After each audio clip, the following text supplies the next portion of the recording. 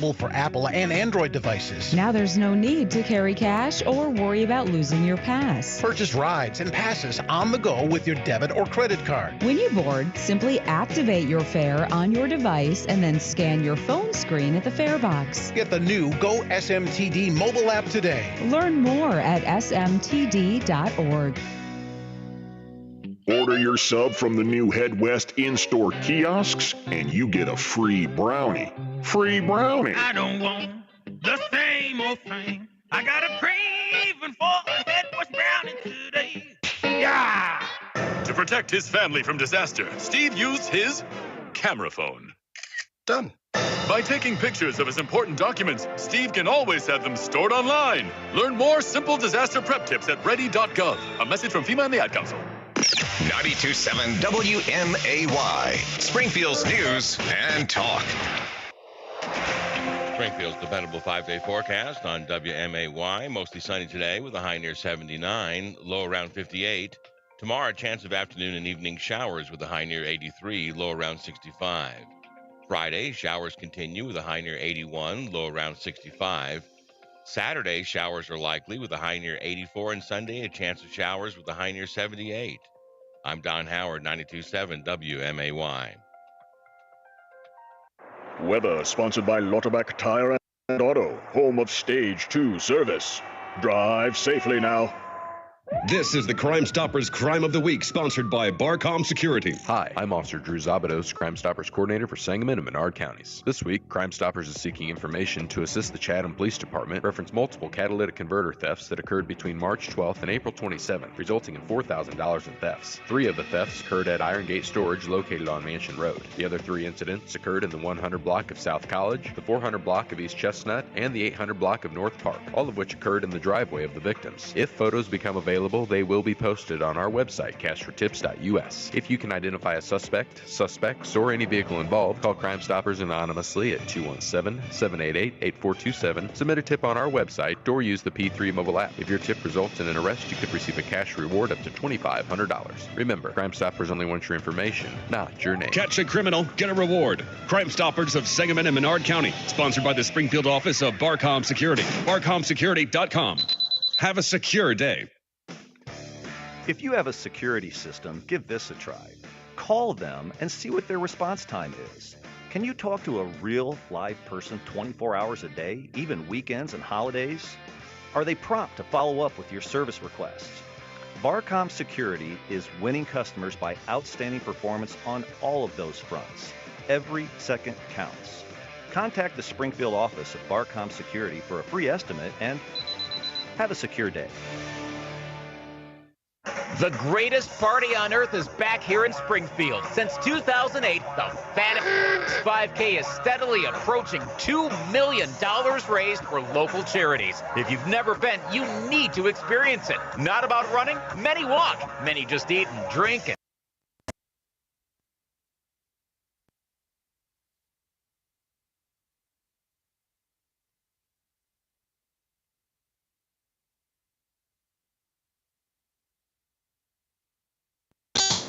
With Greg Bishop, broadcasting from the Fly SPI studios. Take the easy way out. 92.7 WMAY, Springfield's News and Talk.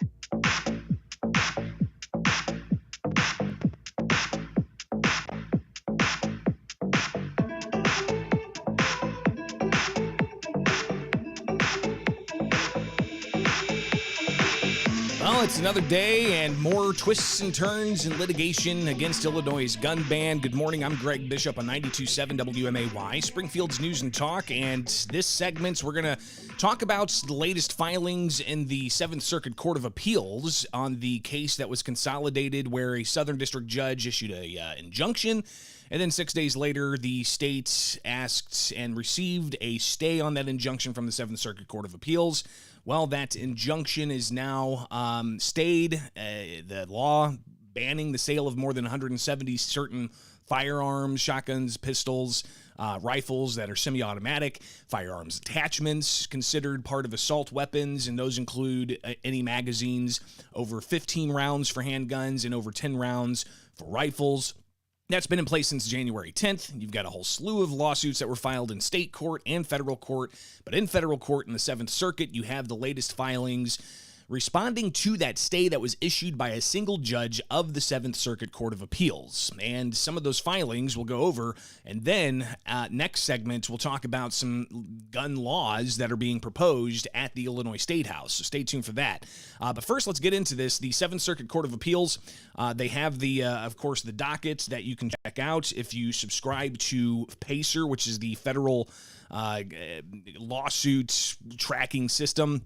And this is the 7th Circuit Court of Appeals docket for the case that's named Caleb, and that includes all 4 of the plaintiffs from the Southern District. That includes the Caleb case from the National Shooting Sports Foundation case, the Langley case, the Federal Firearms Licensee of Illinois case. So there's 4 different cases there that are consolidated in the Southern District.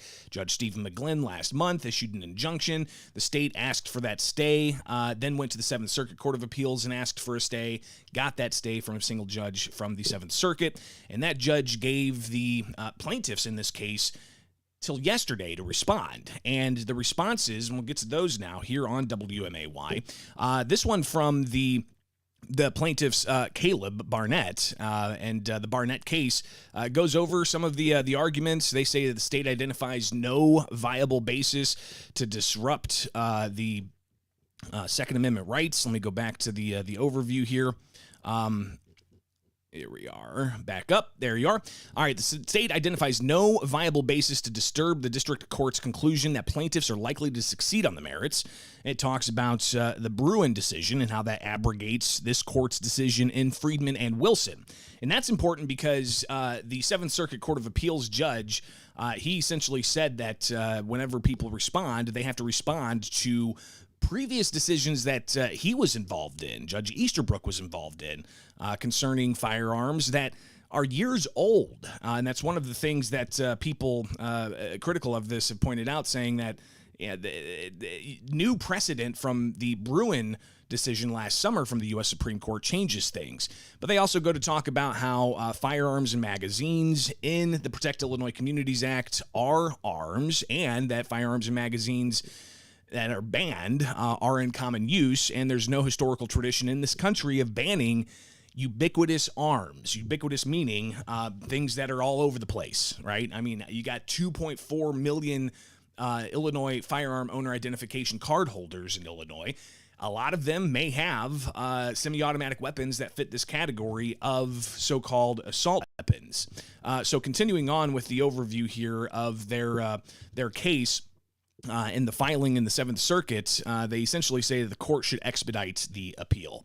Moving on, another filing from the Federal Firearms Licensees of Illinois, they actually filed an 11-page response where the Barnett team filed a 29-page response. So some of the table of contents here from the Federal Firearms Licensees of Illinois, they say that the state's gambit of seeking a stay from this court without first giving the district court a reasonable opportunity to consider that request violates Rule 8, they claim.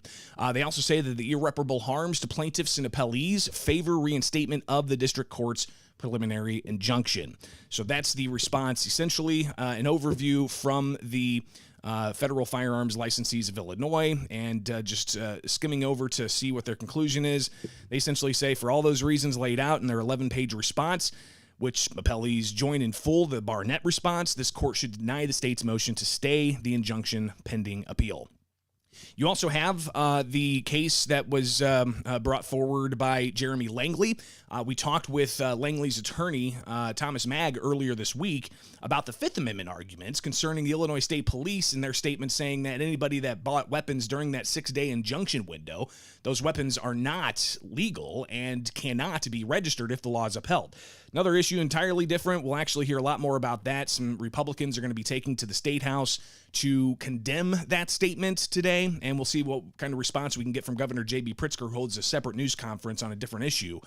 We'll see if he can respond to what Republicans are critical about, the Illinois State Police saying that weapons purchased during that injunction are illegal under the assault weapons ban. But back to the Langley case, it's a 8-page response. And it just talks about, where we're at in this case. The arguments we'll read here shortly. It says, as an initial matter, defendants should have proceeded with their request to stay the preliminary injunction in the district court before presenting to the Seventh Circuit Court of Appeals. Instead, they jumped straight to this court, the Seventh Circuit Court of Appeals, without giving the district court a chance to consider the issue. And that's after Judge McGlynn in the Southern District was asked to stay his injunction. McGlynn said, okay, well, we got a week for you to file why you think the injunction should be stayed and for a response and so on. The state bypassed that and went to the Seventh Circuit Court of Appeals. But the Langley response in the Seventh Circuit to the stay says, as the merits, Second Amendment protects arms that are commonly possessed by law-abiding citizens for lawful purposes, especially but not limited to self-defense in the home. It goes on to talk about under the Supreme Court's precedent, this is all that is needed for a citizen to have the right under the Second Amendment to keep such weapons. There cannot be the slightest question, therefore, that the challenged laws are unconstitutional. Goes on from there. So that's the latest in the filings of the Seventh Circuit Court of Appeals. In the Southern District's consolidated cases, we still have Thursday is when all plaintiffs down in the Southern District and the Northern District challenging gun bans have to file concerning gun bans that are in place, not just the state ban, but also the local bans, like in Naperville. But Naperville's case is actually up in the U.S. Supreme Court, where you have filings there. So there's a lot of moving pieces here, and we'll do what we can to make sense of it all. But as of right now, the ban on certain types of weapons is in effect with a stay on an injunction. So a lot of moving pieces. Sometimes feel like I'm getting my law degree here. You may be feeling that as well, but stay tuned. We got much more coming up here on WMAY, including an overview and some debate of a proposed omnibus gun law that's being proposed at the Illinois State House. So stay tuned. That's coming up here on WMAY. I'm Greg Bishop on 92.7 WMAY, Springfield's News and Talk. And let's take a look at Springfield's dependable 5-day forecast, where today you've got the possibility of some showers, where obviously, if you've got showers in the forecast, you might want to grab your umbrella, but that's not going to happen until tomorrow. Today, mostly sunny with a high of 78. Tomorrow, the high of 82 with the possibility of showers. Friday, showers likely, the high of 81, and Saturday, 84 the high with showers likely. Right now, 55 degrees in Springfield on WMAY at 619 from Culver's West on Wabash. It's time to apply at Culver's West on Wabash. We're hiring all positions, and did we mention free food? Only at Culver's West on Wabash. Lotterback Man here. I'm the hulking, handsome man standing out front of Lotterback Tire and Auto. At Lotterback Tire, we sell tires. Maybe that sounds obvious to you, but when I say tires, I just don't mean those rubber things on your car. We're exceptional at that, but we also have tires for trailers, motorhomes, and those adorable little tires on your lawnmower. Now, where else will you find those kinds of choices, One place made for people who need tires on anything that needs tires, Lotterback Tire. We also have tires on our comfy shuttle van. That means while our expert technicians are working on your car, truck, or lawnmower, we'll shuttle you wherever you need to go. I mean, within reason. We're not going to drive you to Germany or anything like that. That's silly. Nothing to see there anyway. When you need tires for anything that needs tires, come to Lotterback Tire. Lotterback Tire and Auto Service on Wabash. Drive safely now. On tires. Some things just go good together, like April showers and May flowers. Shouldn't your mattress have the perfect combination of support and comfort? Burlow's hybrid mattresses offer the support and durability of an inner spring mattress with the comfort and pressure relief of a gel foam mattress. This is Caleb Kitzman with Burlow Mattress. Come in this month and save on our V7 through V11 hybrid mattresses. Pair your hybrid with an adjustable base and save even more. Here at Burlow, we're not just building a better mattress, we're building a better night's sleep for less. Why waste another night on a mattress that's not comfortable or supportive? This is Caleb Kitzman with Burlow Mattress. Our mattresses aren't dropped off by the truckload like most mattress stores. At Burlow, we handcraft every mattress in our local factory. That means we custom fit a mattress for you, not the other way around. Stop in this month and pair any of our mattresses with an adjustable base and get up to $200 off. Burlow Mattress. We're not just building a better mattress, we're building a better night's sleep for less. Save up to $500 this month during Burlow's hybrid sale.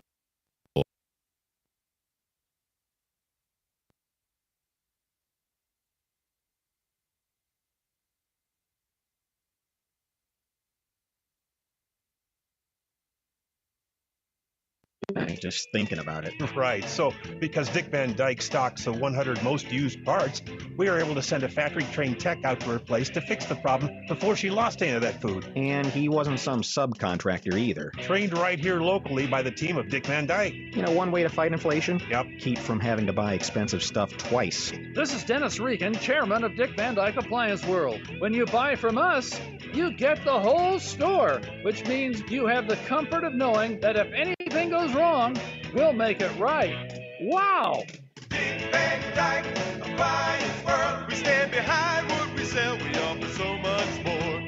Dick Van Dyke Appliance World. When you buy from us, you get the whole store. Hats off to our donors. Right now, when you donate blood, we'll give you a limited edition navy blue Impact Life baseball hat or a $10 gift card voucher to one of our participating businesses. Even if you try to give blood and find out you can't, we're still giving you a gift. Visit the Impact Life Donor Center today at Wabash and Chatham Road near Goodwill or on South Main Street in Decatur. Please give what's in your heart because we are changing the world together. Visit bloodcenter.org.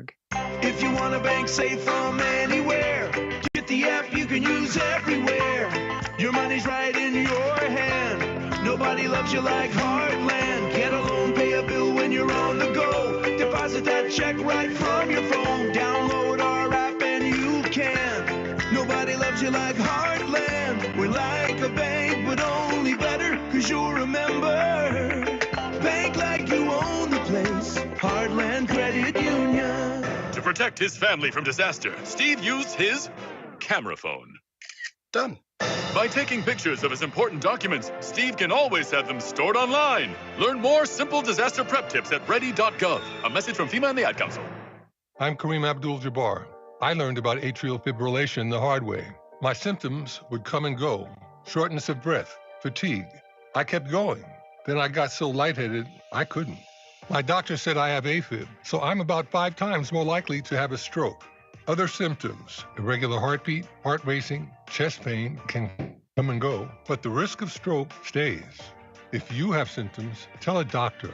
Visit notimetowait.com. Sponsored by Bristol-Myers Squibb and Pfizer. I always wanted to learn Spanish, but I never thought I'd have the time. Then I discovered Babbel. Babbel's lessons are fun. They only take like 10 or 15 minutes, and in 3 weeks, presto, you're starting to speak another language, like magic. I love that Babbel's lessons aren't just robots talking. They're voiced by native speakers, so you get the pronunciation just right. If you want to learn a language, there's no faster, easier, better way than Babbel. Babbel. Babbel. Go to babbel.com to try for free. That's BABBEL.com. Babbel.com. All right, head on over to WMAY.com and take today's daily poll, which asks you the question, in your view, should the civil verdicts finding Donald Trump liable for battery and defamation disqualify him from serving as president? Yes or no? 100% of you so far this morning say no. Go vote at WMAY.com/poll. Again, WMAY.com/poll. While you're at the website, learn how you can win a $75 flight rebates with Abraham Lincoln Capital Airport celebrating 75 years as Springfield's airport. And all you got to do is answer a trivia question. If you get it right, you're entered to win. So go and make that entry at WMAY.com/fly. All right, make it happen. WMAY.com. Listen and watch the interviews with today's newsmakers on Facebook and YouTube.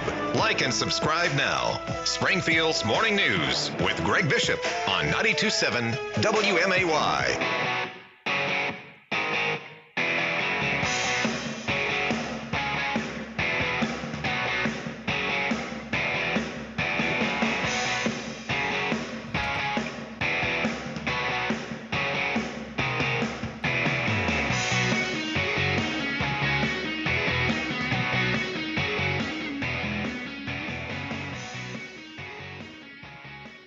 All right, Springfield's Morning News. I'm Greg Bishop.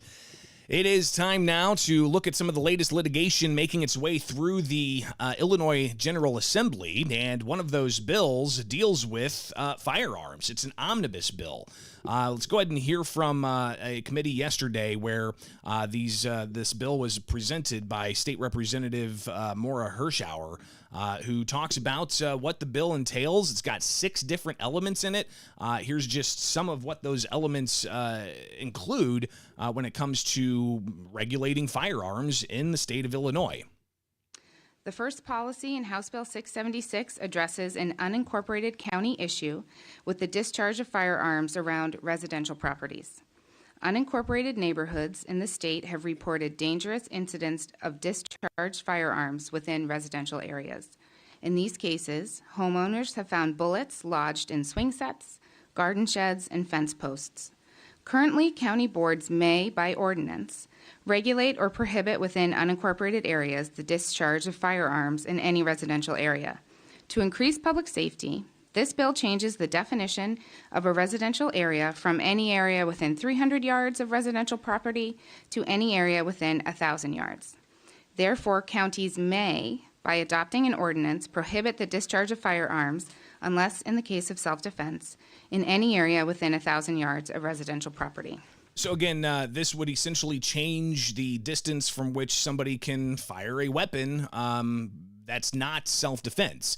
We'll hear some of the questions around that coming up, but more on this bill, a task force they're looking to create.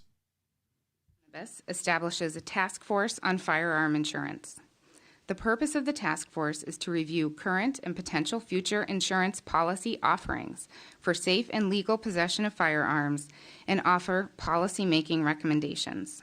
So again, a task force to look at making people who own firearms also have an insurance policy. Again, it's just a task force, wouldn't make it a law, but somebody, group of people looking into the issue. So we'll see what happens there. Another element of Hirschauer's omnibus package deals with prepackaged explosive devices. The next piece in the omnibus addresses possession and sale of prepackaged explosive components.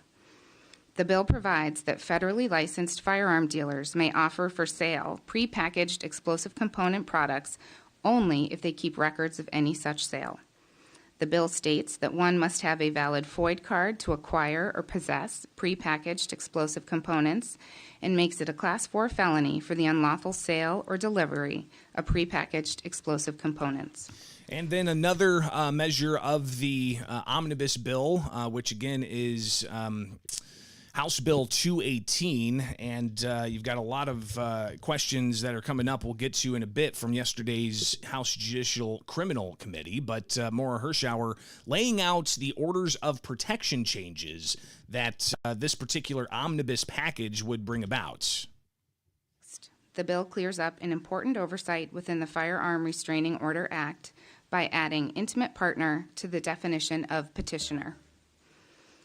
And finally, House Bill 676 cleans up a section of the Illinois Domestic Violence Act that pertains to the firearm prohibition remedy within emergency and plenary orders of protection.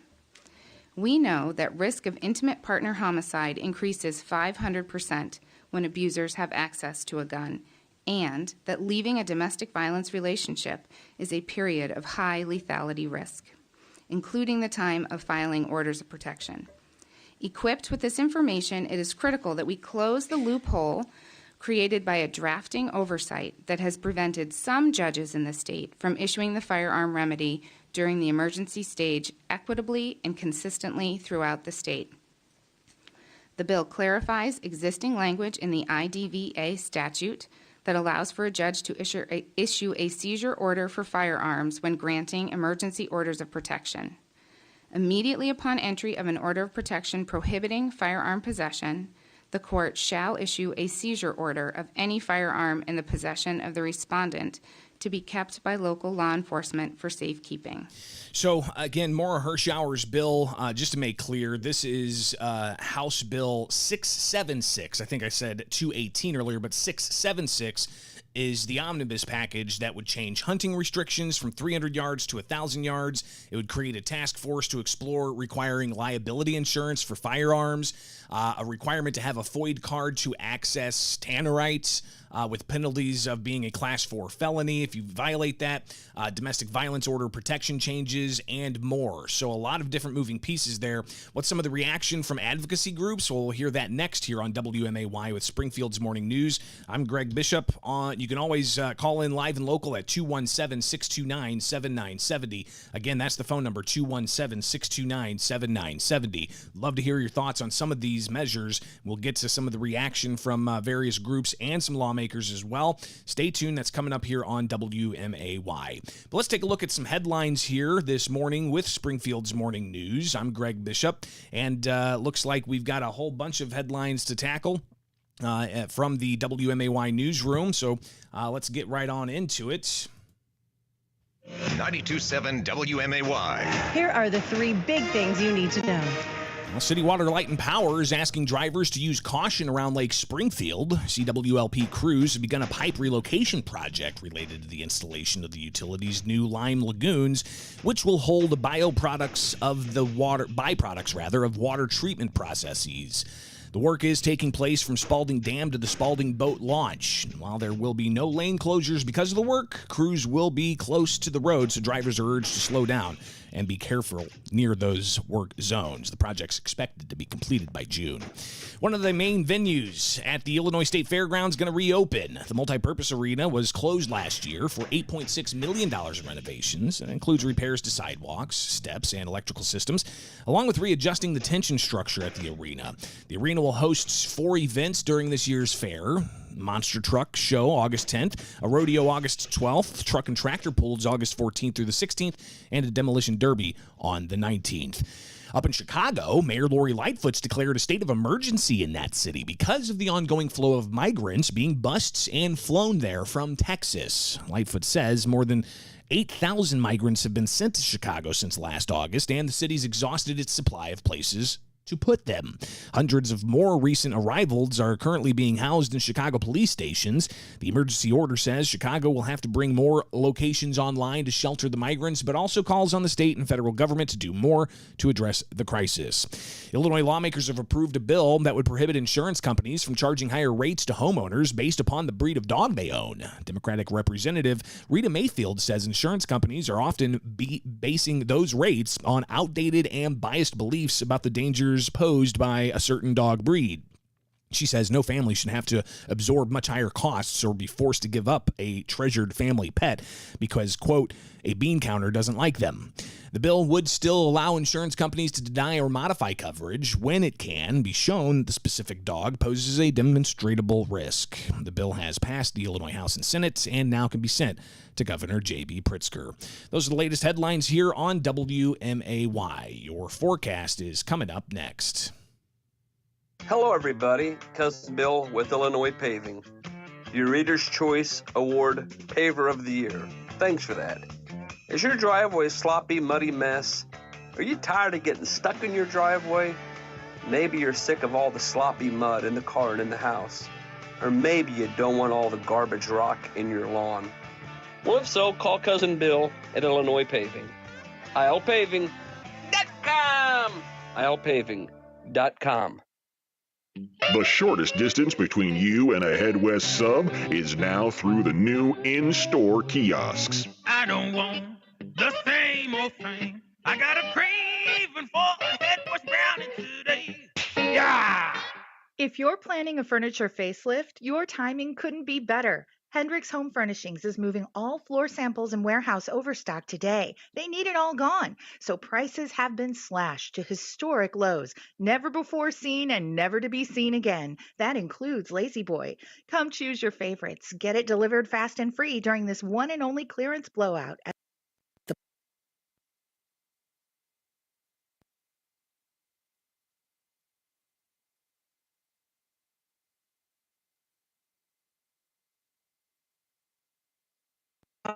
Are available at a fraction of new prices, and all of them come with the exclusive lifetime BLH guarantee. All in-stock parts are free, and if you bought it from BLH Computers in the first place, the labor is always free. Upgrade, replace, repair at BLH Computers in Jacksonville, Taylorville, Springfield, and always online at blhcomputers.com. Hi, it's Taylor Stevens from Synergy Home Care. Catch our business spotlight this afternoon at 5:40 on 92.7 WMAY, Springfield's News and Talk. Weather sponsored by Lauterbach Tire and Auto, home of Stage 2 service. Drive safely now.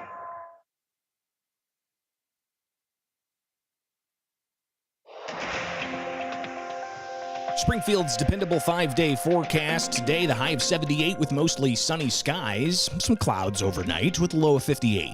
Thursday, the high of 82, partly sunny with the chance of showers. Showers and thunderstorms Thursday night possible with a low of 65.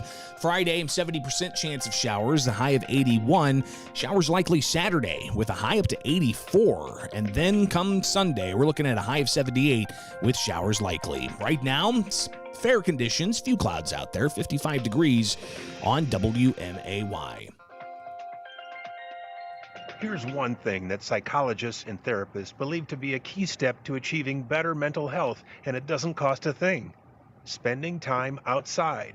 That's right, the natural light, the wind against your skin, the sounds and fragrances of the season all work in concert to help you feel better. Now, you can't treat clinical depression and addiction with just one step. Those are more serious problems, especially with drugs and alcohol. The team of nurses, counselors, physicians, and psychologists at Gateway Foundation understand that. They know what you're going through, and they can show you the way out. Your insurance covers treatment, and the Family Medical Leave protects your job. If your situation appears hopeless, make the confidential call to Gateway at 877-505-HOPE, 877-505-HOPE, and start feeling better today. Gateway Foundation. Addiction medicine, saving lives. That to-do list you have needs one more thing. Chill. It's an easy thing to do. Just crack open an ice-cold Coors Light and chill. Take the afternoon off and binge watch anything. Go to happy hour and stay for a couple hours. Who's counting anyways? Or hang out with just your dog, because you've had enough human interaction this week. Whatever you do it with a Coors Light. Mountain cold refreshment made to chill. 2020 Coors Brewing Company, Golden, Colorado. Celebrate responsibly. From the Shawnee Forest to the city of Champaign and beyond, our Health Alliance members come from all over Illinois and all walks of life. But they have one thing in common. They're part of a powerful alliance that puts community first. Because Illinois isn't just their home, it's ours too. For over 40 years, Health Alliance has been covering members like their family. With more in-network providers, more personalized help, and a service team that goes the extra mile. Visit healthalliance.org/together to learn more and enroll. I'm Peter Greenberg, and this is today's Ion Travel Minute. Earlier this year, the European community announced something called ETIAS, which would then add more bureaucracy to your trip overseas. It would require U.S. travelers to secure an electronic entry approval before departing on a flight. What this means is you're essentially getting a visa to enter the region. The United Kingdom also announced plans for a similar requirement. But like other government programs, like the U.S. Real ID requirement for driver's licenses, that won't be activated for at least another year. And the UK program has also been delayed. So for the moment, no visa needed to visit any European Community country or the United Kingdom. But stay tuned. For more information, visit petergreenberg.com. I'm Peter Greenberg, and this is today's Ion Travel Minute. With one of the best savings rates in America, banking with Capital One is the easiest decision in the history of decisions. That's banking reimagined. What's in your wallet? Terms apply. See CapitalOne.com/bank for details. Capital One N.A., member FDIC. Springfield's Morning News with Greg Bishop, broadcasting from the Fly SPI Studios. Take the easy way out. 92.7 WMAY. Springfield's News and Talk. We're in the process of unpacking a firearms omnibus bill at the Illinois legislature that does a variety of things. This is House Bill 767, and it passed out of a committee yesterday and could go onto the House floor in the days ahead with the final few weeks here of legislative session for the spring session. So House Bill 767, what it does is it's an omnibus bill about firearms. It deals with restraining orders, making some changes there. It also changes restrictions on hunting to essentially say that you can't hunt not 300 yards, but 1,000 yards from a residential area. area. Creates a task force to evaluate the possibility of requiring liability insurance on firearms. It requires a FOID card to access tannerite. It changes domestic violence orders of protection and a variety of other things. So there's a lot of moving pieces here with this particular legislation. And the witness slips, well, here's how that went yesterday in the House committee that was talking about this issue. Here's the chairman, Justin Slaughter. Definitely permission not to read all of the 250 proponents, all of the 1,166 opponents, and also there was 4 individuals, representatives that slipped in a no position. And that has since changed. We're looking at the most recent witness slips that were filed at the my.ilga.gov website. 622 proponents, 2,182 opponents, with 12 having no position. So obviously a lot more opponents to this than proponents. But you had people there to speak to this issue, including Josh Witkowski, who's a lobbyist for a variety of different groups. He's working for an outdoors association, and he shared some of his thoughts about the tannerite issue when it comes to requiring individuals to have a FOID card to purchase prepackaged explosive devices. Here is Josh Witkowski during the committee hearing yesterday, sharing some of his concerns. This bill is written, it would require a 3-day waiting period in order to acquire tannerite, which is known as a binary target. My client has informed me that this is an item that is used by farmers and outdoorsmen to remedy flooding that has been caused by wildlife-built structures. And so they would have to suffer 3 days' worth of flooded farm fields and or flooded lands. So he says that that is something that is going to hold up progress for those individuals impacted. But then again, it comes with a criminal penalty if you don't follow that. And it also requires the tracking. We've talked about this before with a separate bill, but it looks like this measure is being put into a much larger bill. Then Witkowski talks about the task force that's proposed in this bill to deal with a question of insurance premiums. The next concern is the insurance task force. I know that Representative Morgan has put a lot of good work into trying to build what he believes is a good bill here. One of the issues that we have with it is there's no representation from the outdoors community outside of the Director of Department of Natural Resources. On top of that, the only firearms advocates that are appointed by the governor. And the governor has made his feelings very well known on these issues. We feel that the purpose of the task force would be better served if you included advocates that may be in opposition to some of the goals of the task force to create a better, well-rounded debate to come back with a better report. So we would add. Again, Josh Witkowski there in front of the House Judiciary Committee yesterday talking about this issue.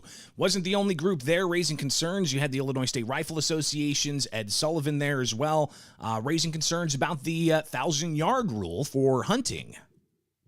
To take the ability of someone to hunt on their farm. My family owns 3 farms. I can tell you right now, all of them will be impacted this, and I will no longer be able to hunt on my farm. That is a taking that will probably declare this unconstitutional. Creates a task force requiring liability insurance. Under the Bruin decision, they talked about unreasonable fees. So I have a side bet with the Representative Morgan. We were kidding. What do you think a liability fee would be to have liability insurance, and would that be unreasonable? So as you move forward, should this pass and get passed into law, think about that perspective on what you might come up with in this task force. So again, he seems to be critical of the 1,000-yard rule, the task force to create an insurance liability for those who own firearms. But Sullivan also had concerns about the changes to the orders of protection. Well, if you surrender them to law enforcement, Section D right after this says, upon expiration of the period of safekeeping, if a firearms or firearm owner cannot be returned to the respondent because the respondent cannot be located, fails to respond, requests return to firearms, or is not lawfully eligible to possess a firearm. So think about that. We have this domestic violence order. and then it turns out that maybe the person, male, female, does not matter which, has a mental illness, is addicted to drugs. Those are two prohibitors to a FOID card. And so they would lose their FOID card.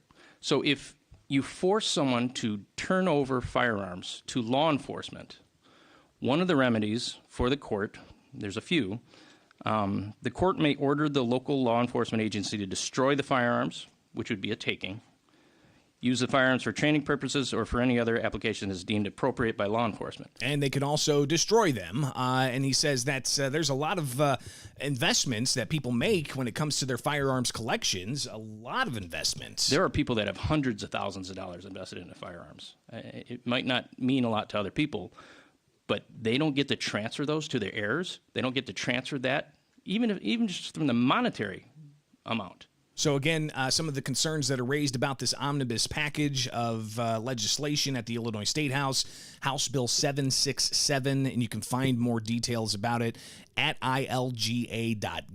If you just search House Bill 676, then you'll be able to find the details of that. Again, at ilga.gov, just type in House Bill 676, and you'll be able to find it, and you can read it by looking at the full text and so on. But back to it, the Sheriff's Association, Jim Kychek, he was there at the committee, also talking about some of the concerns that sheriffs have, especially about the orders of protection. The Sheriff's Office is solely responsible for the orders of protection. It is our duty and statute. It is not the responsibility of municipal police, state police, or anybody else. So on good, bad, or otherwise, this responsibility is landing on us. So what happens here, the judge orders an emergency OP. He indicates as part of that OP that he wants to take the guns and issues a seizure order. We have 48 hours from the time that the judge issues that order in order for us to serve the OP and seize those weapons. So what does it mean? Anybody familiar with the process for orders of protection would also tell you that OPs are often not served at the residence. Many, many times, in fact, probably the majority of times, they're stopped with other interactions that we have. Say it's a traffic stop, and a municipal cop has somebody pulled over. They look on leads and find out that there's a pending order of protection. That order of protection may be in this county. It could be in 3 counties away. So that process would then go to there. So we serve them there. We're not even serving them with the OP at that point, or with the seizure. So the next problem is, so that where does the clock has already started at the point where the judge issued the order, but we didn't catch them at their house to be able to serve this. So what happens there? We then try to make contact at the house. They know there's an order of protection. You're talking about increased interaction with law enforcement, and I heard that was one of the concerns, that we were trying to limit the interaction with law enforcement. So this is certainly going down that path. The other side of this, though, is let's say that I am fortunate enough to catch the person at their home, their residence. I knock on the door. They answer the door. I say, hey, I've got an order of protection. I read it through. By the way, the judge has indicated that you need to turn over your weapons to me. I don't have any weapons. They shut the door. What do I do? There's no warrant that allows me to go inside at this point in time. We have to go back at that point in time and indicate to the court that we were hopefully able to successfully serve the order of protection, but we weren't able to seize any weapons. So again, the Sheriff's Association raising a whole host of concerns with how exactly they're going to enforce this, and also, if they have to take a whole bunch of firearms, where exactly are they going to put them? There's limited space that law enforcement has for such items to keep them safe. Bob Morgan, he is on the Judiciary Criminal Committee. He responded to the sheriffs yesterday, talking about the issue of enforcing laws. Wide. I think we are in a moment in time, however, than just the last 6 months, the Sheriff's Association, the majority of sheriffs in the state of Illinois, has said that they will not follow the law that the state of Illinois passes. They will not enforce the law that this body passes. So when it comes to credibility about enforcement, you have to forgive me with respect from being skeptical about the ability to enforce a law that this body passes. And he's talking about the sheriffs across the state, the vast majority, 90-plus sheriffs out of 102 counties that have said that they won't enforce the state's gun and magazine ban. So he's saying it begs the question as to the legitimacy of questions of enforcement that the Sheriff's Association is raising when it comes to the orders of protection. Again, a conversation for another day. But Morgan also addressed the issues of the insurance task force that's part of this omnibus package. Again, here's Bob Morgan from yesterday's committee. important to talk about the task force is intended to review the insurance elements of this. I think has been noted, Illinois does not currently require any kind of insurance for firearm ownership. And in fact, this would really be the first in the country to do so, and that from an insurance perspective is a challenge. So the idea of a task force is to review how would this happen, under what conditions would insurance apply. How much would it cost? And how would we make sure that with 2.5 million plus FOID card owners, how are they making sure they're compliant with state law for potential insurance in the future? But again, it's task force. So again, a task force that's created that would have also the ability for the minority party to put a member on that task force. But how all that comes together, again, that's part of this omnibus package of legislation in House Bill 676. It did pass out of committee along party lines of 9-4 votes. It's on the second reading agenda for the House.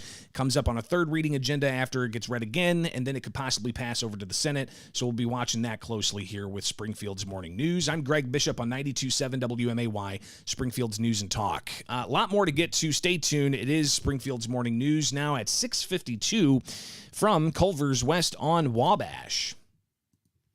It's time to apply at Culver's West on Wabash. We're hiring all positions, and did we mention free food? Only at Culver's West on Wabash.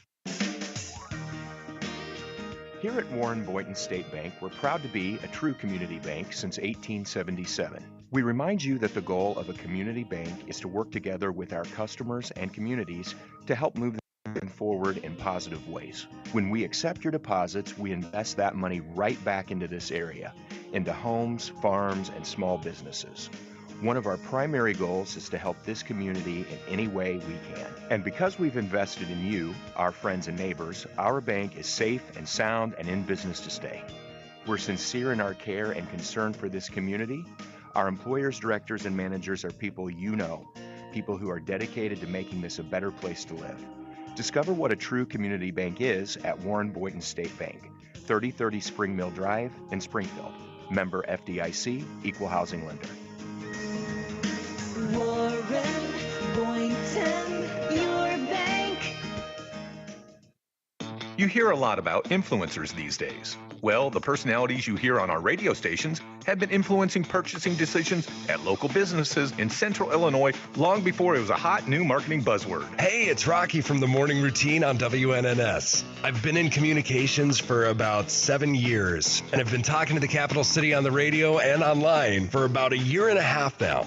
Really, what I love is just connecting with people, and through those connections, forming productive and genuine friendships. I've partnered with the YMCA, Henson Robinson, Happy Days Gift Shop, and we've all had a really great time working together. So if you ever see me out and about, don't be afraid to say hey. I look forward to meeting you. Make a bigger impact with your marketing dollars and pair your business needs with the right local influencer and campaign strategy. Learn more about all of our local influencers and start the conversation today at MidwestFamilySPI.com. That's MidwestFamilySPI.com.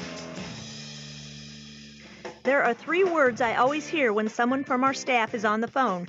We got it. Hi, it's Laurie from Rex Battery, and whenever somebody calls us and asks if we have a certain type of battery, the answer is always, we got it. Even in those very rare instances we don't, we know how to get it. And if we don't know how to get it, we'll build it. That's how committed we are to making sure you have the power you need. From model cars to real cars, from toys to tractors, dog collars to doorbells, riding mowers to remote keys. If it takes a battery, we have it at Rex Battery. Over 75,000 batteries in stock right now. So if you're wondering if we've got a battery, yep, we've got it. They're fresh, fully charged, and ready to go. Keeping Central Illinois fully powered for over 60 years. Rex Battery, Clear Lake, west of Dirksen. X with a double X battery. Generations of power.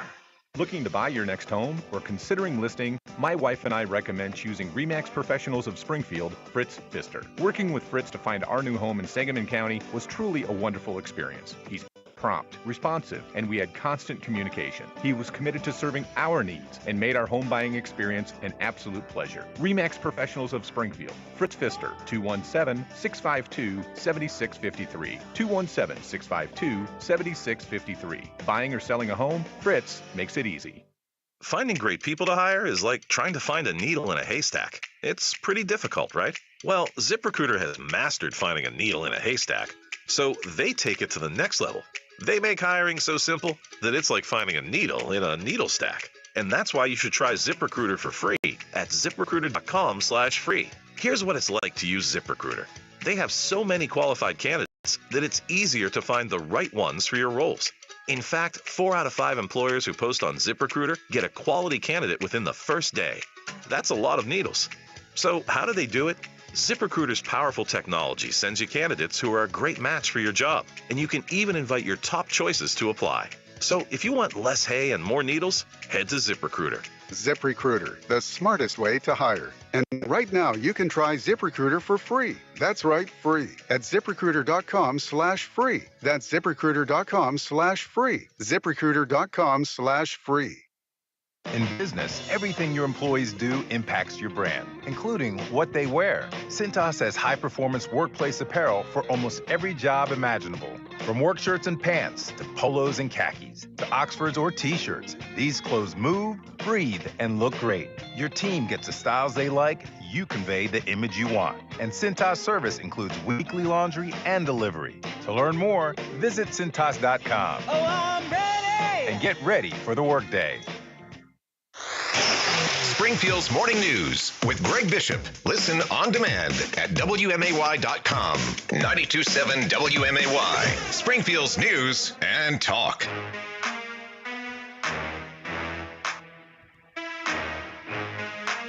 Well, we've got tons more to get to. Stuff that I haven't even touched on that hopefully we get some time a little bit later on includes the state of emergency declared in Chicago. Not about crime, unless you look at the migrants crossing the border illegally as a crime, but a lot of people see those as asylum seekers. And they're being sent from places like Texas to Chicago, and Chicago Mayor Lori Lightfoot raising the alarm, saying that that is an emergency, and she's looking for the federal government to step up to the plate, provide some more resources, and to also provide workers' visas for all of those individuals. Then you had some debate on the House floor about that, just a statement on the House floor, so we may talk about that a little bit later. Also, former Governor Pat Quinn visited Springfield yesterday. He is pushing for there to be some kind of special session to be had to focus on ethics after the ComEd 4 guilty verdict. So we'll touch on that as well. Plus, House Minority Leader Tony McCombie upset that they're passing penalty enhancements for people who pet bears while not advancing penalty enhancements for people who harm or kill Department of Children and Family Services employees. That's right. They want to enhance penalties for people who pet bears, but there's no enhanced penalties that have moved forward dealing with people who harm state workers like DCFS workers. So we may get to that as well. Those are just some of the things. But up next, we've got the council roundup, a new city council, a short meeting, but some interesting dynamics that we'll talk about coming up with the council roundup. The council roundup brought to you each and every week here on WMAY by Head West Subs. When you want a great sub, you've got to head west. That's coming your way next. It's now 7 o'clock. From the Fly SPI studios, take the easy way out. WMAY FM, Taylorville, Springfield's News and Talk is 92.7 WMAY. Here's the latest from ABC News. I'm Lindsay Watts. New York Congressman George Santos, who lied repeatedly on his resume before last year's election, is now facing federal charges and could appear in court as early as today. ABC's Derek Waller with more from the congressman's district on Long Island. The charges remain under seal, but we do know his campaign finances have been under intense scrutiny. It's still unclear where a $700,000 loan to his campaign came from. We also know the person listed as his top donor apparently doesn't exist. Former President Donald Trump is promising to appeal a New York jury's civil judgment against him. ABC's Aaron Katursky says Trump has been ordered to pay $5 million to writer E. Jean Carroll. The jury decided a former American president committed sexual abuse. In less than 3 hours, the jury found Donald Trump liable for sexually abusing E. Jean Carroll in a department store dressing room in the mid-1990s. Jurors did not find he raped her as she claimed, but they did unanimously agree Trump defamed Carol by calling her accusation a con job and saying, "This woman is not my type." No movement Tuesday, but there's another discussion set for Friday on raising the debt ceiling. Several cities across the country are bracing for a surge of migrants after Title 42 expires Thursday. In New York, Governor Kathy Hochul says thousands of people crossing the border have been bused to states like hers, and now they need help. I signed an executive order that gives me more flexibility for procurement to be able to also call up the National Guard. Title 42 was put in place during the COVID pandemic and allowed border agents to immediately turn migrants away at the border. With it now ending, thousands are expected to try to apply for asylum. Air raid sirens have been going off in Israel, a day after Israeli airstrikes killed 3 militant leaders and at least 10 other people. Israeli authorities say the Palestinians have launched rockets from the Gaza Strip. This is ABC News. Inflation has pushed up the cost of just about everything, which means if you bought life insurance a few years ago, it might not be enough to protect your family today. Now is the time to get the insurance you need at a price you can afford. In a hurry? Don't worry. Call Select Quote now and get up to $2 million in instant, affordable, same-day coverage with no medical exam. That's right. You can get up to $2 million in instant, affordable, same-day coverage with no medical exam in under an hour. Call Select Quote at 1-800-613-8990. That's 1-800-613-8990. Or go to SelectQuote.com now and get up to $2 million in instant, affordable, same-day coverage with no medical exam. That's 1-800-613-8990. Or go to SelectQuote.com now. Full details on example policy. All right. Coming up, we got the council roundup. It was a 35-minute meeting last night, the first of a new city council that's seated. A lot of the same names, but some new ones and some interesting dynamics, especially when it comes to the issue of tabling legislation or ordinances at the city council. And maybe that's going to show us kind of where the politics lie. So stay tuned. We'll get to that next here on WMAY. A review of Springfield City Council meetings. The Council Roundup brought to you by Head West Subs. When you want a great sub, you've got to head west. Let's head over to the newsroom and get the latest headlines. News. Weather. 92.7 WMAY. Springfield's News and Talk. I'm Don Howard. Our top story, Sacred Heart Griffin High School has named an interim principal for the coming school year. Teresa Sainer will take on the role for the 2023 school year. She replaces Kara Rapace, who recently announced her resignation after 6 years as principal. Sainer was part of the first graduating class of the combined Sacred Heart Griffin in 1989 and currently serves as a member of the math faculty at the school. She officially assumes her duties on June 1st. No one is hurt after a weekend house fire in Springfield that heavily damaged an attached garage, along with a motorhome and a passenger vehicle. Firefighters were called to the home on Hunt Road late Friday night and found heavy fire and smoke coming from the garage, with the fire spreading to the vehicles and the home. Crews were able to limit most of the fire damage to the garage and garage roof. 2 occupants of the home got out safely. The cause of the fire is still under investigation. Former Illinois Governor Bruce Rauner is gearing up for a return trip to Springfield. The one-term Republican governor moved from Illinois to Florida after losing his re-election bid to Governor J.B. Pritzker in 2018. But Rauner is scheduled to come back to the area next month for the unveiling of his official portrait, which will hang in the Hall of Governors at the State House. The unveiling is planned for Monday, June 12th. On Sunday, the 11th, Rauner and his wife Diana will have a celebration for friends and supporters at Dannenberger Family Vineyard in New Berlin. Average gas prices across Illinois have fallen back below $4 a gallon, and in Springfield, regular unleaded is down 7 cents a gallon from a week ago and almost 15 cents a gallon lower than it was a month ago. AAA says falling crude oil prices have helped to reverse recent increases at the pump, but warns that higher demand during the coming summer months could send prices climbing again. Regular unleaded in Springfield averaged $3.65 a gallon on Sunday, 30 cents lower than the statewide average. Your dependable 5-day forecast is next on WMAY. You do an eclectic celebration of the dance. You do fussy, fussy, fussy. You do Martha Graham, Martha Graham, Martha Graham, or Twyla, Twyla. Come celebrate Pride, Springfield. The Phoenix Center presents Pride Fest 2023. Bring the family downtown Springfield for a day to celebrate equality and inclusion. Saturday, May 20th. The party starts with the Pride Parade. Then enjoy vendors, live music, food, drinks, and a drag show. This may be a drag show, but it still has to be a good drag show. If possible, a great drag show. Pride Parade 2023 will begin at 5th and Allen and head north. Let's come out and fill the streets and celebrate Pride. The parade kicks off at 11:30, so be sure to get there early for a great spot. Thanks to Designer Landscape, WNNS, Blue Cross Blue Shield of Illinois, and Click for making this day of celebration happen. Visit springfieldpride.org for more information or to sign up as a volunteer. It's Pride Fest 2023.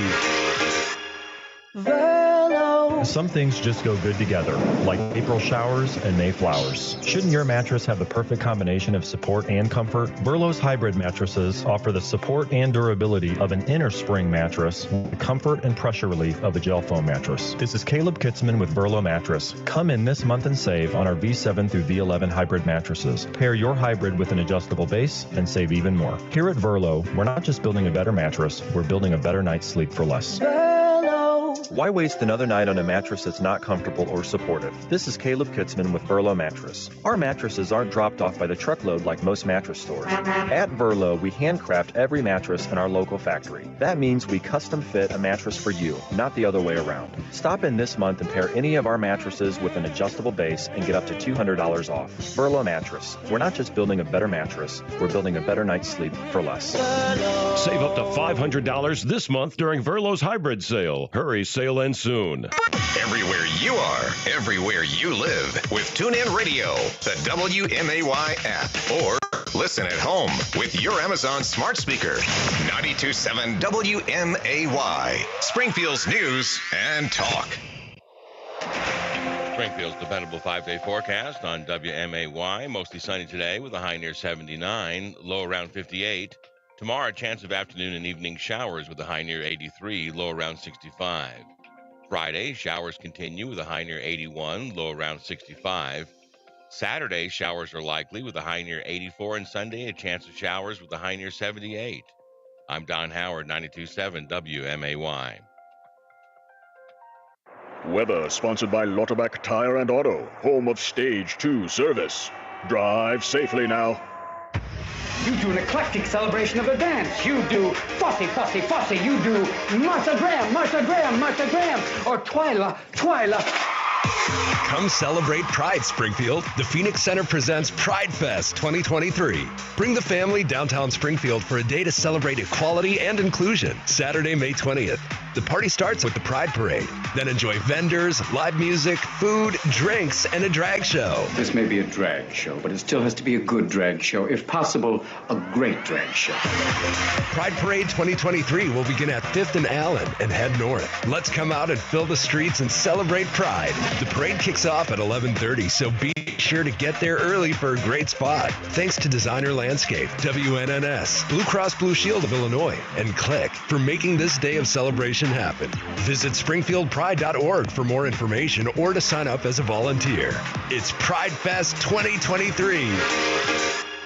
You have cancer. 3 words you wish you could unhear. While a cancer diagnosis may be a shock to your system, cancer surgery doesn't have to be. Now there's Edge Radiosurgery at HSHS St. John's Cancer Center. Edge technology breaks down tumors non-invasively. No incision or hospital stay required. Now that's the kind of news you want to hear. Learn more about the Edge and our comprehensive cancer treatment plans at st-johns.org/edge. Edge Radiosurgery is not appropriate for all cancers. Serious side effects including fatigue and skin irritation can occur. Treatment times may vary. Do-it-yourself ordering kiosks now inside Head West mean getting your sub faster. I don't want the same old thing. I got a craving for a Head West brownie today. Yeah! To protect his family from disaster, Steve used his camera phone. Done. By taking pictures of his important documents, Steve can always have them stored online. Learn more simple disaster prep tips at ready.gov. A message from FEMA and the Ad Council.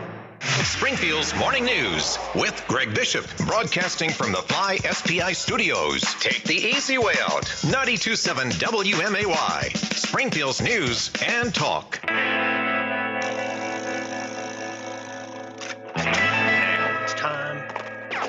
Greg Bishop and the Council Roundup.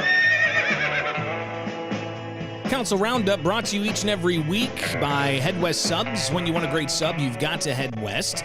It's a review of all things happening at the Springfield City Council week to week. One week they'll do a full City Council meeting. Another week following, they'll do a committee of the whole, leading to the full City Council meeting the following week. So it's kind of intermittent. They're alternating weeks. So each week we have something to talk about when it comes to the Springfield City Council.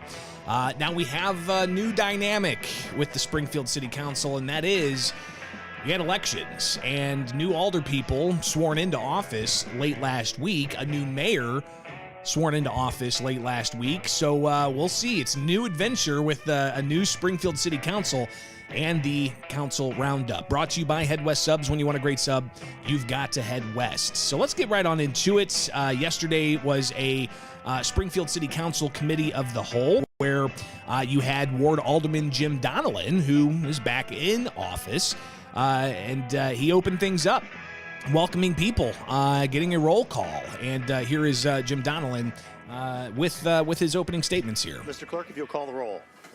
Alderman Redpath. Here. Alderman Gregory. Here. Alderman Williams. Here.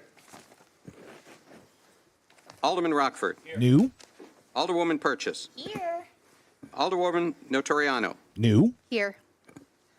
Alderman Carlson. New. Alderwoman Connolly. Present. She's remote.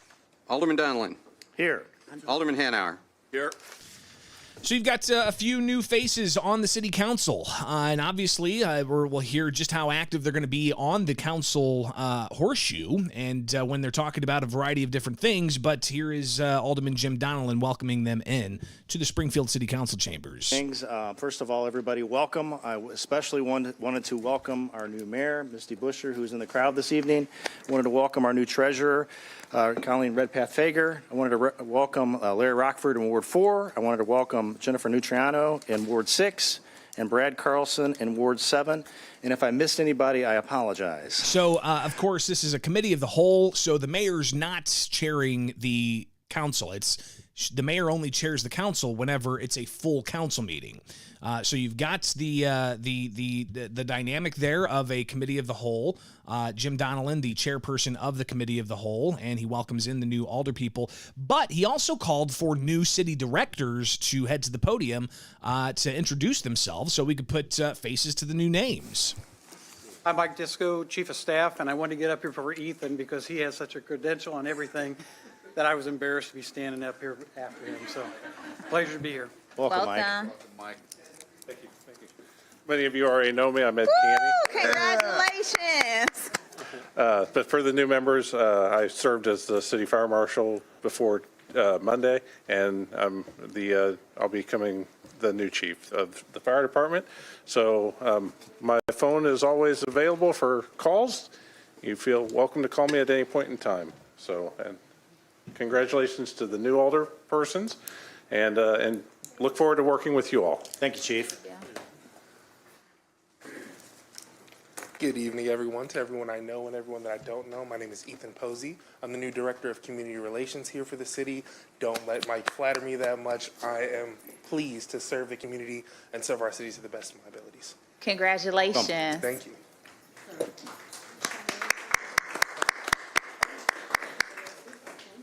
Hi, I'm Ramona Metzger, and I am the Director of the Office of Budget and Management. So I will be joining you in the horseshoe. Well, congratulations. Great. Thank you. I hope you let us spend some money. There's some money budgeted. and save a little bit, too.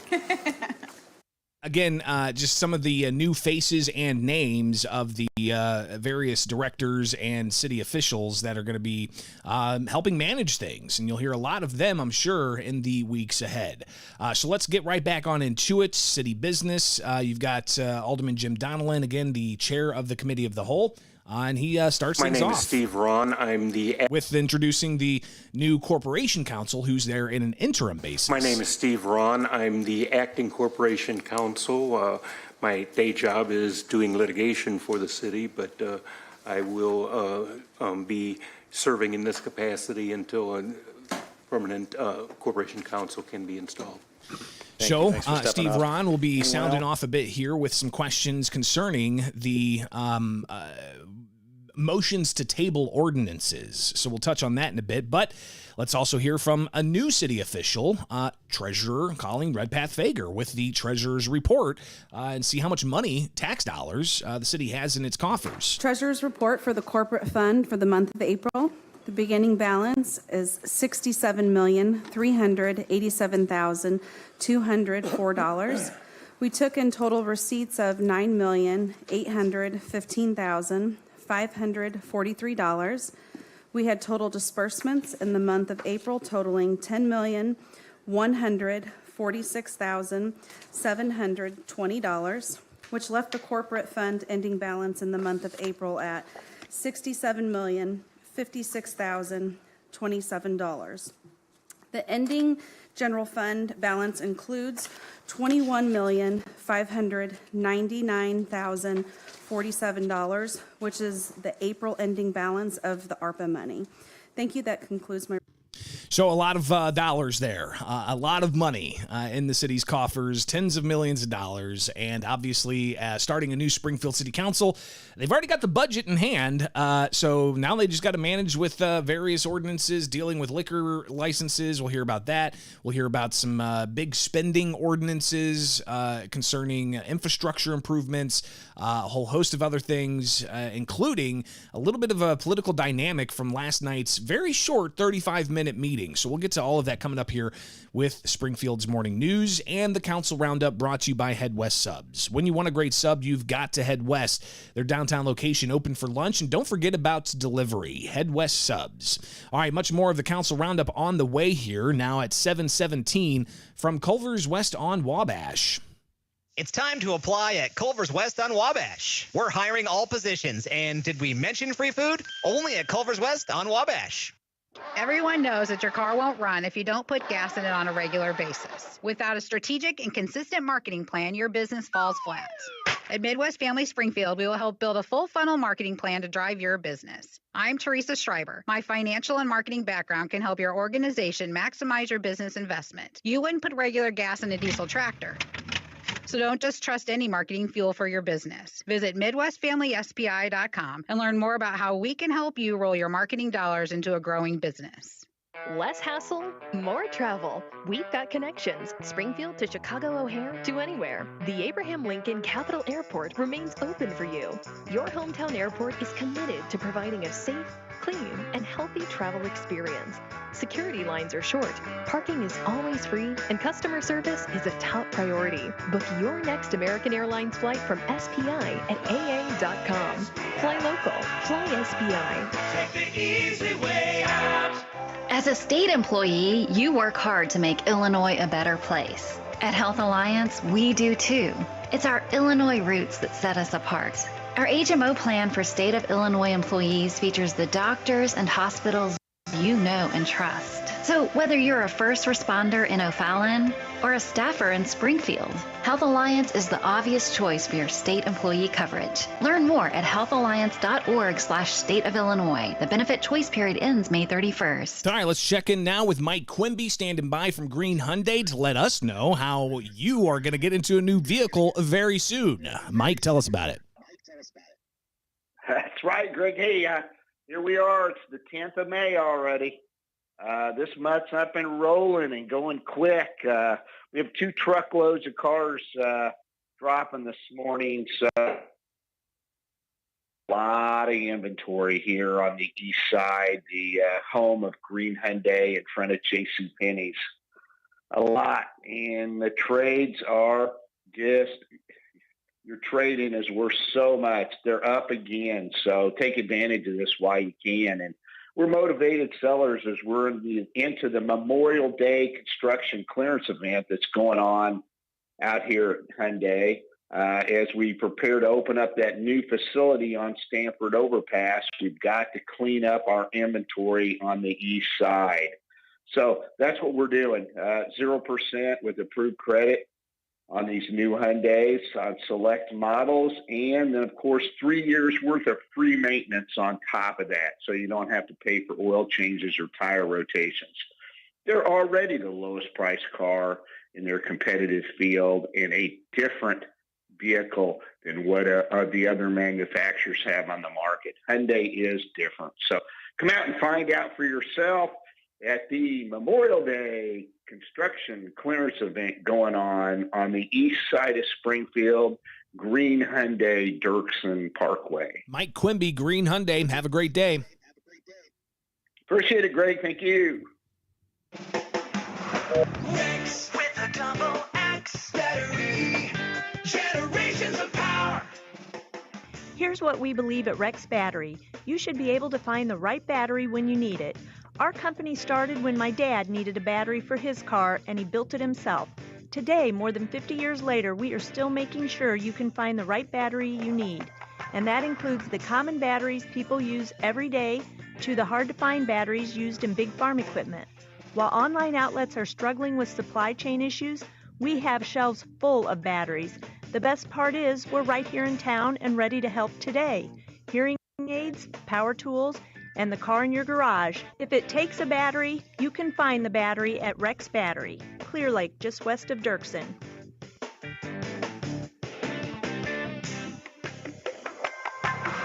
Rex with a double X battery. Generations of power. Are you more concerned about crime than you were a year ago? You're probably not alone. But this rising wave doesn't have to catch you off guard. Barcom Security is protecting more central Illinois homes and businesses every day. Being proactive and dealing with it now will keep you and your family more secure. Make it your next call. Contact the Springfield office of Barcom Security for a free estimate and have a secure day. To protect his family from disaster, Steve used his camera phone. Done. By taking pictures of his important documents, Steve can always have them stored online. Learn more simple disaster prep tips at ready.gov. A message from FEMA and the Ad Council. Healthcare.gov is here for you when life happens.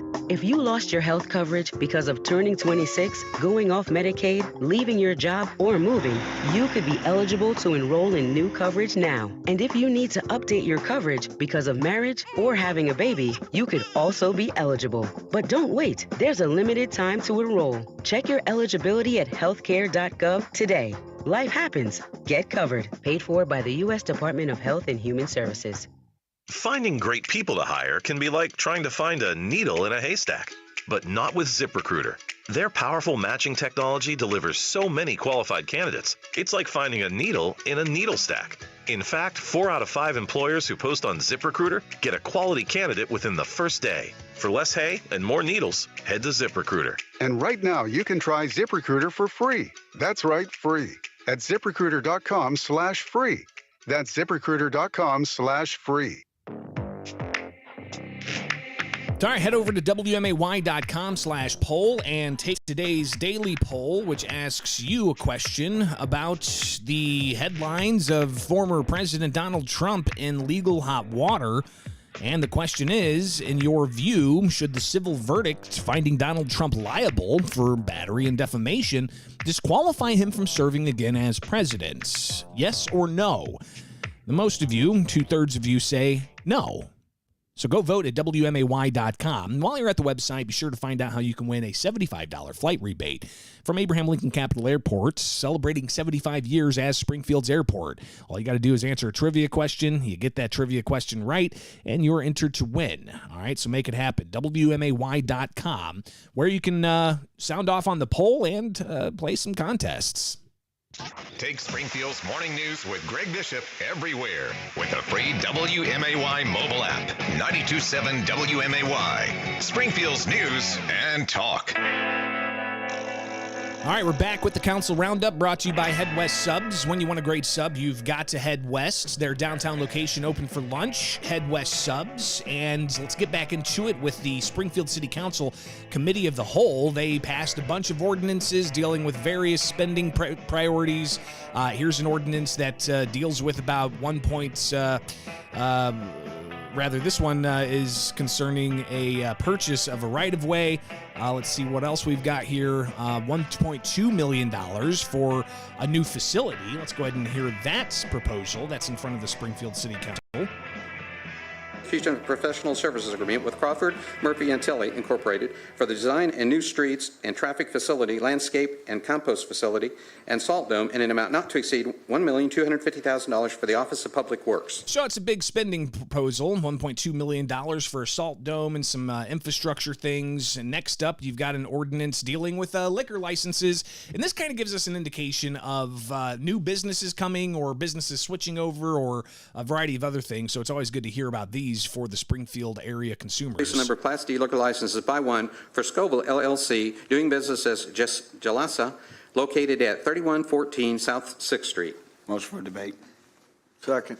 Motion and a second for the... Somebody put that on the debate agenda for a liquor license. Here's another liquor license that's being proposed, but they put it on the consent agenda. 2023-200, an ordinance to increase the number of Class C liquor licenses by one from Yummy Bowl, Springfield, Illinois, LLC, doing business as Yummy Bowl, located at 3434 Freedom Drive. Yummy. All right, so that's been put on the consent agenda. Next up, an ordinance for consideration. Any discussion? Any discussion? Yummy.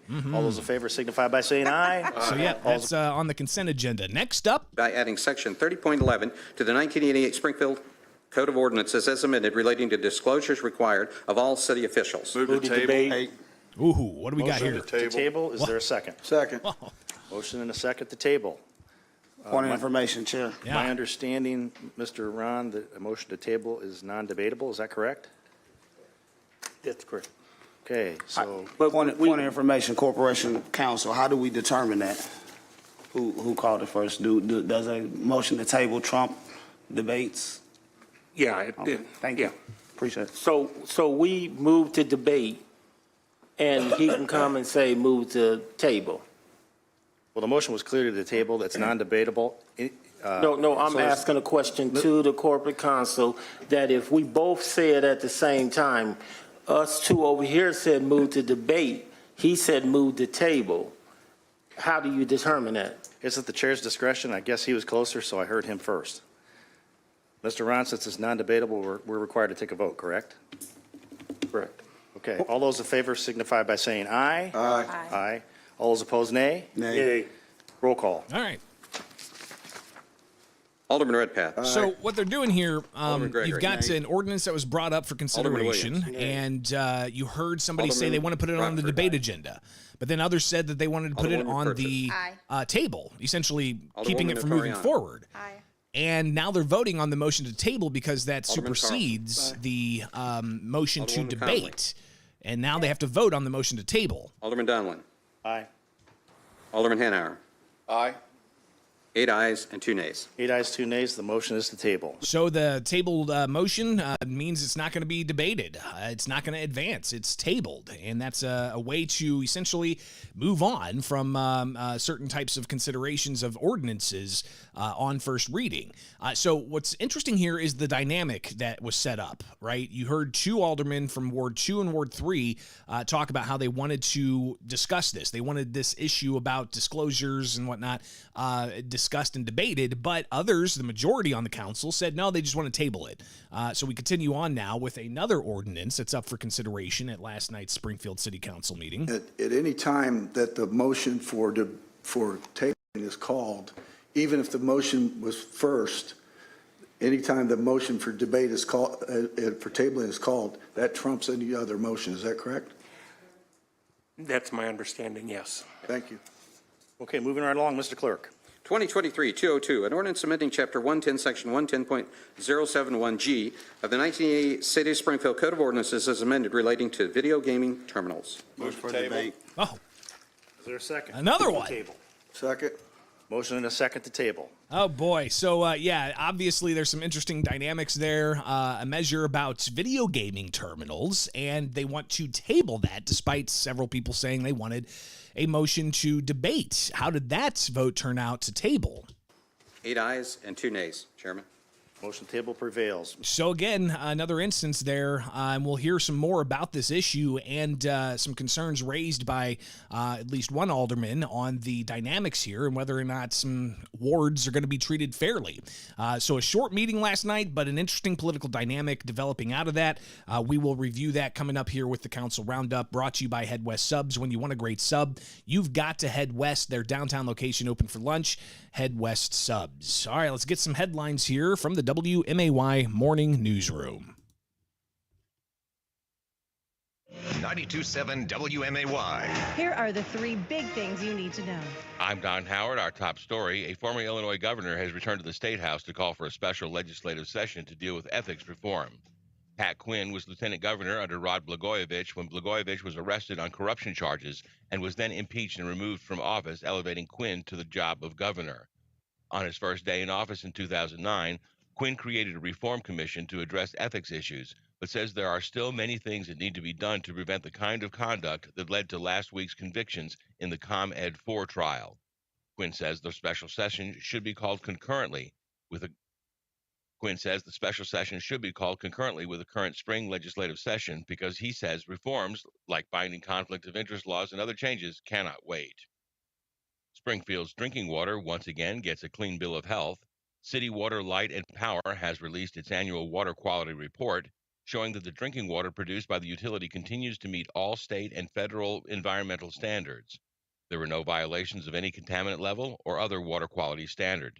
CWLP maintains a 24-hour laboratory where chemists and water plant operators continuously monitor and adjust water quality at every step of the treatment process. You can find a link to the full water quality report at WMAY.com.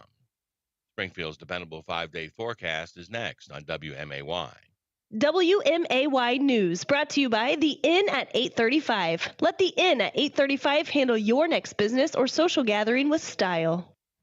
Here's one thing that psychologists and therapists believe to be a key step to achieving better mental health, and it doesn't cost a thing. Spending time outside. That's right, the natural light, the wind against your skin, the sounds and fragrances of the season all work in concert to help you feel better. Now, you can't treat clinical depression and addiction with just one step. Those are more serious problems, especially with drugs and alcohol. The team of nurses, counselors, physicians, and psychologists at Gateway Foundation understand that.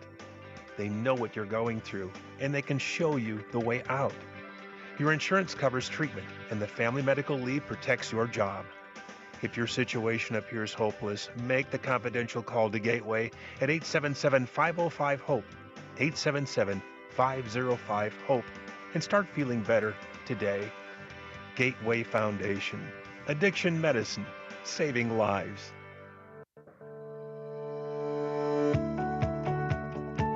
You love sharing time with your kids, but sometimes sharing space is a different story. When it's time for a larger home, Heartland Bank will work with you to find the right sized loan. What would you do with the extra breathing room? When you're ready to make a move, Heartland Bank is here to help.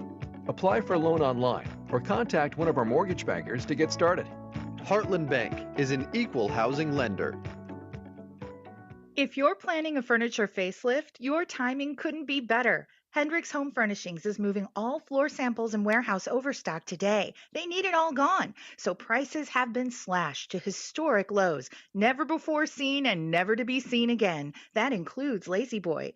Come choose your favorites. Get it delivered fast and free during this one and only clearance blowout at the place where you can always talk to the owner. Hendricks Home Furnishings on Route 4, Verdon, and online at hendricks.tv. Hi, it's Taylor Stevens from Synergy Home Care. Catch our business spotlight this afternoon at 5:40 on 92.7 WMAY, Springfield's News and Talk. Listen and watch interviews with the biggest newsmakers. Subscribe to 92.7 WMAY on YouTube. Springfield's dependable 5-day forecast on WMAY. Mostly sunny today with a high near 79, low around 58. Tomorrow, a chance of afternoon and evening showers with a high near 83, low around 65. Friday, showers continue with a high near 81, low around 65. Saturday, showers are likely with a high near 84, and Sunday, a chance of showers with a high near 78. I'm Don Howard, 92.7 WMAY. Weather sponsored by Lauterbach Tire and Auto, home of Stage 2 service. Drive safely now. What are you hungry for?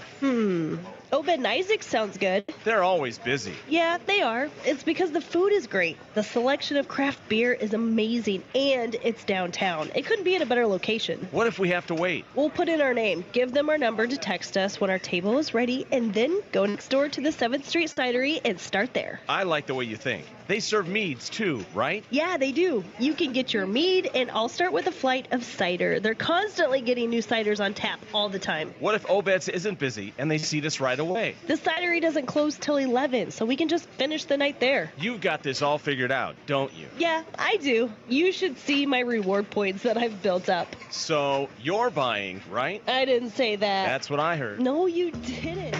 Obed and Isaac's Microbrewery, located in downtown Springfield, right next door to the 7th Street Cidery. Enjoy. You do an eclectic celebration of the dance. You do fussy, fussy, fussy. You do Martha Graham, Martha Graham, Martha Graham, or Twyla, Twyla. Come celebrate Pride, Springfield. The Phoenix Center presents Pride Fest 2023. Bring the family downtown Springfield for a day to celebrate equality and inclusion. Saturday, May 20th. The party starts with the Pride Parade. Then enjoy vendors, live music, food, drinks, and a drag show. This may be a drag show, but it still has to be a good drag show. If possible, a great drag show. Pride Parade 2023 will begin at 5th and Allen and head north. Let's come out and fill the streets and celebrate Pride. The parade kicks off at 11:30, so be sure to get there early for a great spot. Thanks to Designer Landscape, WNNS, Blue Cross Blue Shield of Illinois, and Click for making this day of celebration happen. Visit springfieldpride.org for more information or to sign up as a volunteer. It's Pride Fest 2023. Springfield's Morning News with Greg Bishop, broadcasting from the Fly SPI studios. Take the easy way out. 92.7 WMAY, Springfield's News and Talk. All right, back with the Council Roundup, brought to you by Head West Subs. When you want a great sub, you've got to Head West. Their downtown location open for lunch, and don't forget about delivery, Head West Subs. All right, so we're in the middle of a committee of the whole last night where they divert ordinances either on debate or consent, or as we've been hearing, some debate about the issue of tabling ordinances, which means they're not going to consider them.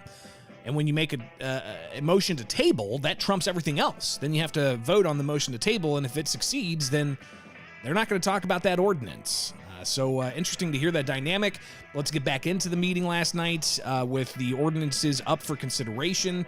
Here is just more of last night's short 35-minute Springfield City Council meeting.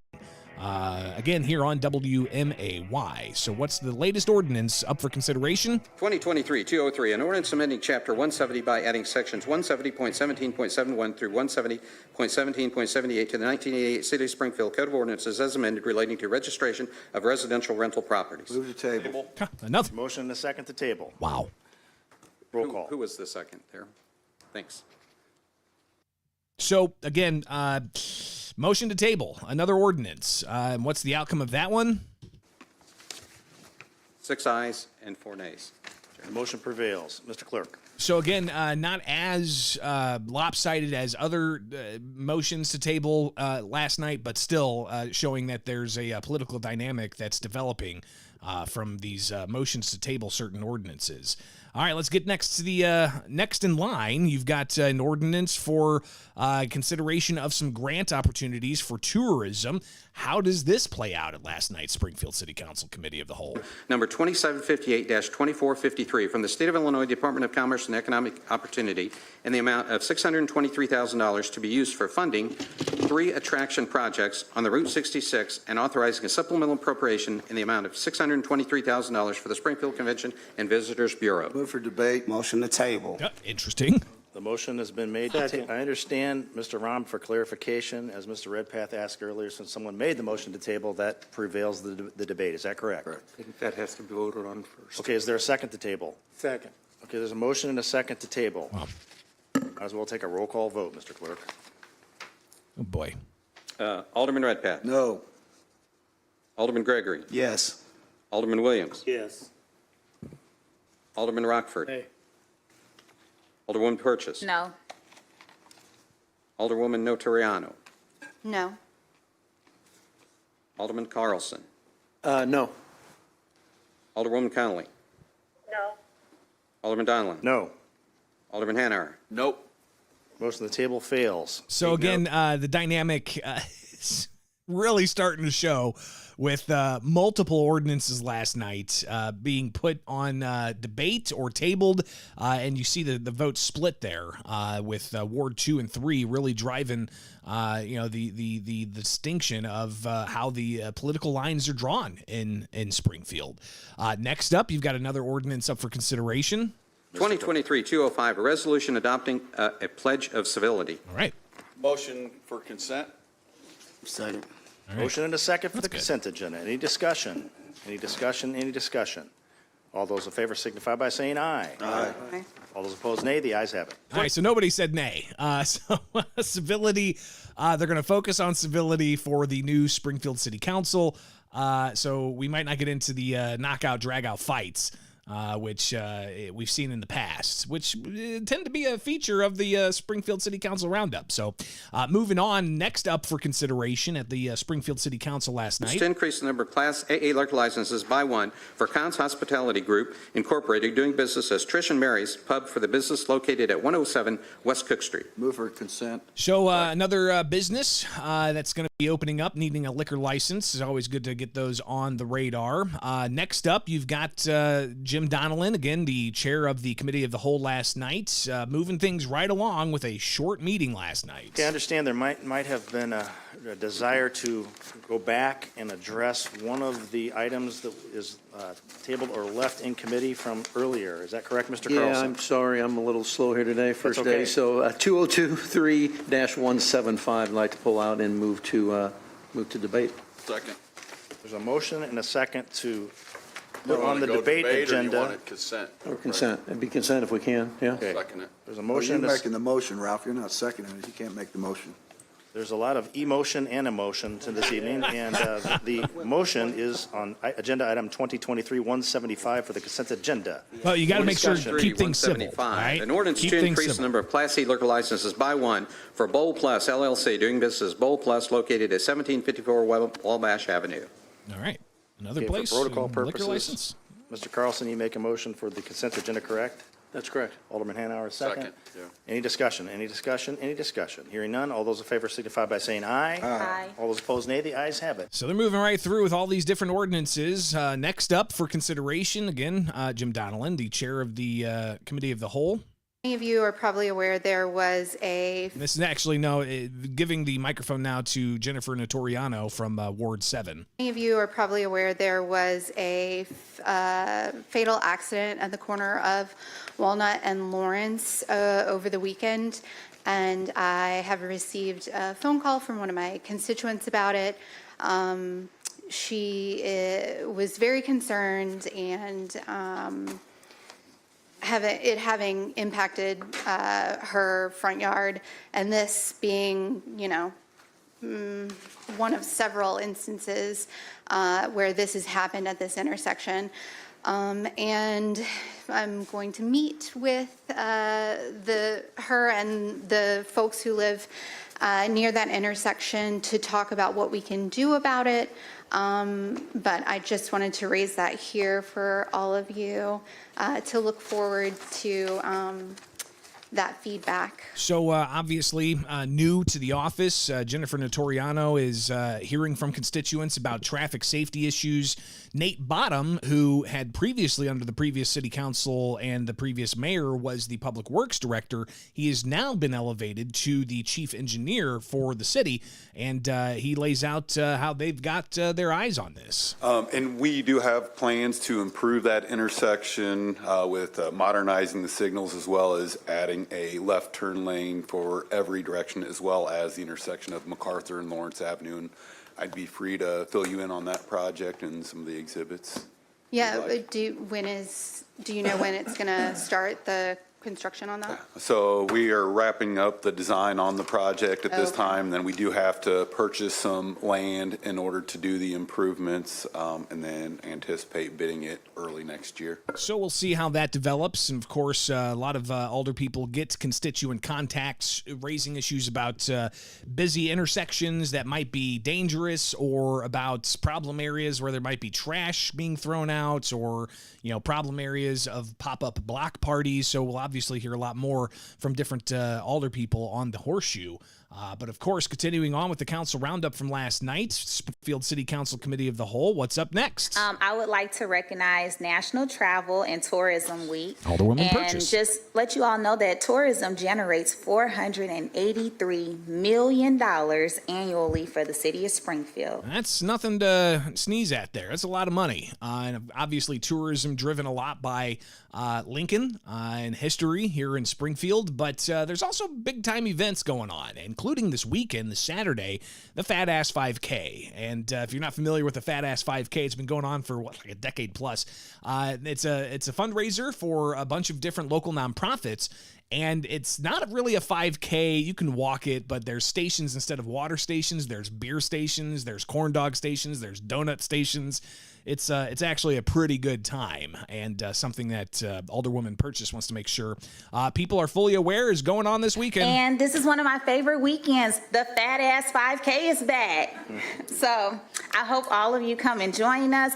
If you miss signing up for my colleagues, no worries. You can come on Friday night between 4 and 9 p.m. at the Presidential Hotel to sign up, and there will be live music and food trucks. And the committee just wanted to say thank you all to the city of Springfield for all that we do to support them and their hopes of giving away $100,000 this year. All right, so thumbs up on that, and something I think that if you haven't been to it, it's a good time. Get downtown and check that out. But finally here, Alderman Sean Gregory raising issue with what we heard earlier in the committee meeting of things being tabled, the Ward 2 and Ward 3 not necessarily doing, not necessarily getting a fair shake, he says. So here's Alderman Sean Gregory hoping to have a conversation with the interim city council lawyer, the Springfield City councilor, essentially, Steve Rahm. So I would like to just go over a few ordinances that I have on the brain and pending, as well as, talk about different things in our consent decree, because looking at the makeup of the council, if these two wards aren't going to be treated fairly, we don't need to be here, and we may need to address that again. So I just wanted to, speak that, and, we have a lot of work to do. So interesting. Alderman Gregory wants to have a conversation about the consent decree from back in the 80s that set up the aldermanic form of government. And he seems to say that if the Ward 2 and Ward 3 are not going to be treated fairly, then what? They're going to have a legal challenge? Maybe we connect with Alderman Sean Gregory here in the very near future to talk about that further. But that is your council roundup brought to you by Head West Subs. When you want a great sub, you've got to head west. Their downtown location open for lunch. Head West Subs. All right, got to take a break, and we'll be back with more. Stay tuned. Right now, though, it's 7:48 from Culver's West on Wabash. It's time to apply at Culver's West on Wabash. We're hiring all positions, and did we mention free food? Only at Culver's West on Wabash. You probably think the sun is what's costing you money in this summer with all that heat driving up your air conditioning bills. But what if the sun could save you money? It's time to schedule your free residential solar estimate today from MB Heating and Cooling. Solar energy could be the way to bring down your bills while helping to promote a cleaner, greener environment. Illinois wants to produce 25% of its electricity from renewable resources by the year 2025. So this is a great time to enhance your home with solar paneling. You can start with little to no money down and enjoy monthly solar payments that are lower than your budget for electricity. You'll even qualify for federal and state tax incentives. MB Heating and Cooling has been creating healthy homes and businesses here in our area since 1986. They have certified technicians staying on top of the latest trends in the industry. So reach out to MB Heating and Cooling to talk about whether solar is right for you. 217-544-HEAT, 217-544-4328, or mb-heating.com. Here at Warren Boynton State Bank, we're proud to be a true community bank since 1877. We remind you that the goal of a community bank is to work together with our customers and communities to help move them forward in positive ways. When we accept your deposits, we invest that money right back into this area, into homes, farms, and small businesses. One of our primary goals is to help this community in any way we can. And because we've invested in you, our friends and neighbors, our bank is safe and sound and in business to stay. We're sincere in our care and concern for this community. Our employers, directors, and managers are people you know, people who are dedicated to making this a better place to live. Discover what a true community bank is at Warren Boynton State Bank, 3030 Spring Mill Drive in Springfield. Member FDIC, Equal Housing Lender. Warren Boynton, your bank. Join Midwest family at the Fat 5K and Street Party for charity on Saturday, May 13th. This all-inclusive event is on the brink of raising $2 million. So register online at fat5k.com. Then walk, run, or take a shortcut for some food and drinks. Music with Captain Geach, circus performers, haircuts, dancing, and more. Don't forget the costume contest, a barbecue lunch, and beverages including Pepsi, Coors, Blue Moon, and Stag. It's the Fat 5K. Register today at fat5k.com. At Ace Sign Company, our family is thankful for 135 years of serving the Springfield community. See how our team of sign professionals can build your brand with truly inspirational signage. Learn more about what Ace Sign Company can do for your business at acesignco.com. Ace Sign Company, built to inspire. Visit us at acesignco.com. Less hassle, more travel. We've got connections. Springfield to Chicago O'Hare to anywhere. The Abraham Lincoln Capital Airport remains open for you. Your hometown airport is committed to providing a safe, clean, and healthy travel experience. Security lines are short, parking is always free, and customer service is a top priority. Book your next American Airlines flight from SPI at aa.com. Fly local, fly SPI. Take the easy way out. Wesley Financial Group is not a law firm. This story is called The Ugly Truth About Timeshare. If you think you've done your family a favor by buying a timeshare, you need my help. Hello, I'm Chuck McDowell, CEO and founder of Wesley Financial Group. 10 years ago, I started helping folks cancel their timeshare. And in the process, started what's now called the timeshare cancellation industry. Timeshare is the only thing that you can buy that you can't tell me how much it's going to cost or when it's going to end. When you buy a timeshare, you give them a blank check to fill out any amount they want for annual maintenance and assessment fees. The crazy thing is, this never ends. Even when you die, your family's now going to be stuck with this burden. Stop the insanity today. Call my office now. If we take you as a client, I guarantee we'll cancel your timeshare or you'll pay nothing. Call for your free information kit. 800-990-3434. 800-990-3434. 800-990-3434. Whether you own a local business or a global one, you're always looking for ways to position your operation to create opportunities and move on them faster. With Bank of America, you get access to experts, award-winning insights, and business solutions so powerful, you'll make every move matter, locally and globally. Visit bankofamerica.com/banking for business to learn more. What would you like the power to do? Copyright 2023 Bank of America, N.A. Springfield's Morning News with Greg Bishop on 92.7 WMAY.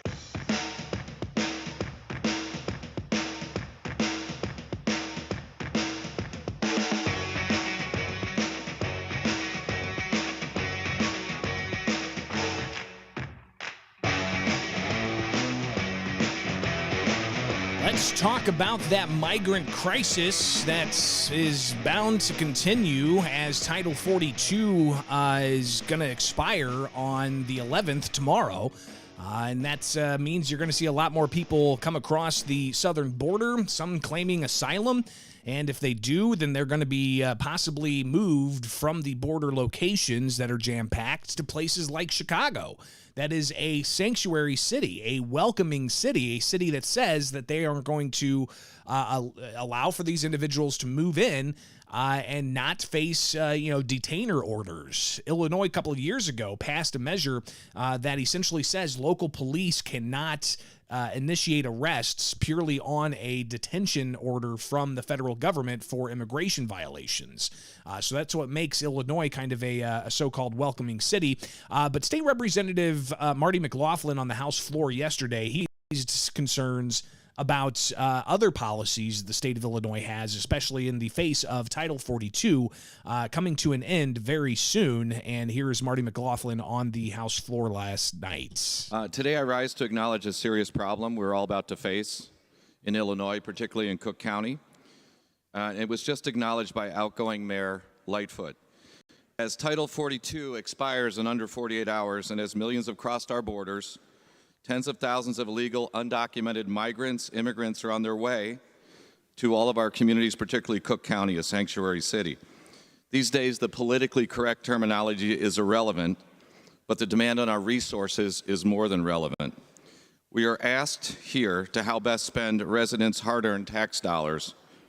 As we're about to allocate over $50 billion in a budget over the next 10 days, please, before you blindly send hundreds of millions of dollars to non-citizens on top of the hundreds of millions which have already been allocated by the governor, remember you're doing so at the expense of Illinois residents who have sent their taxes to our state to be served.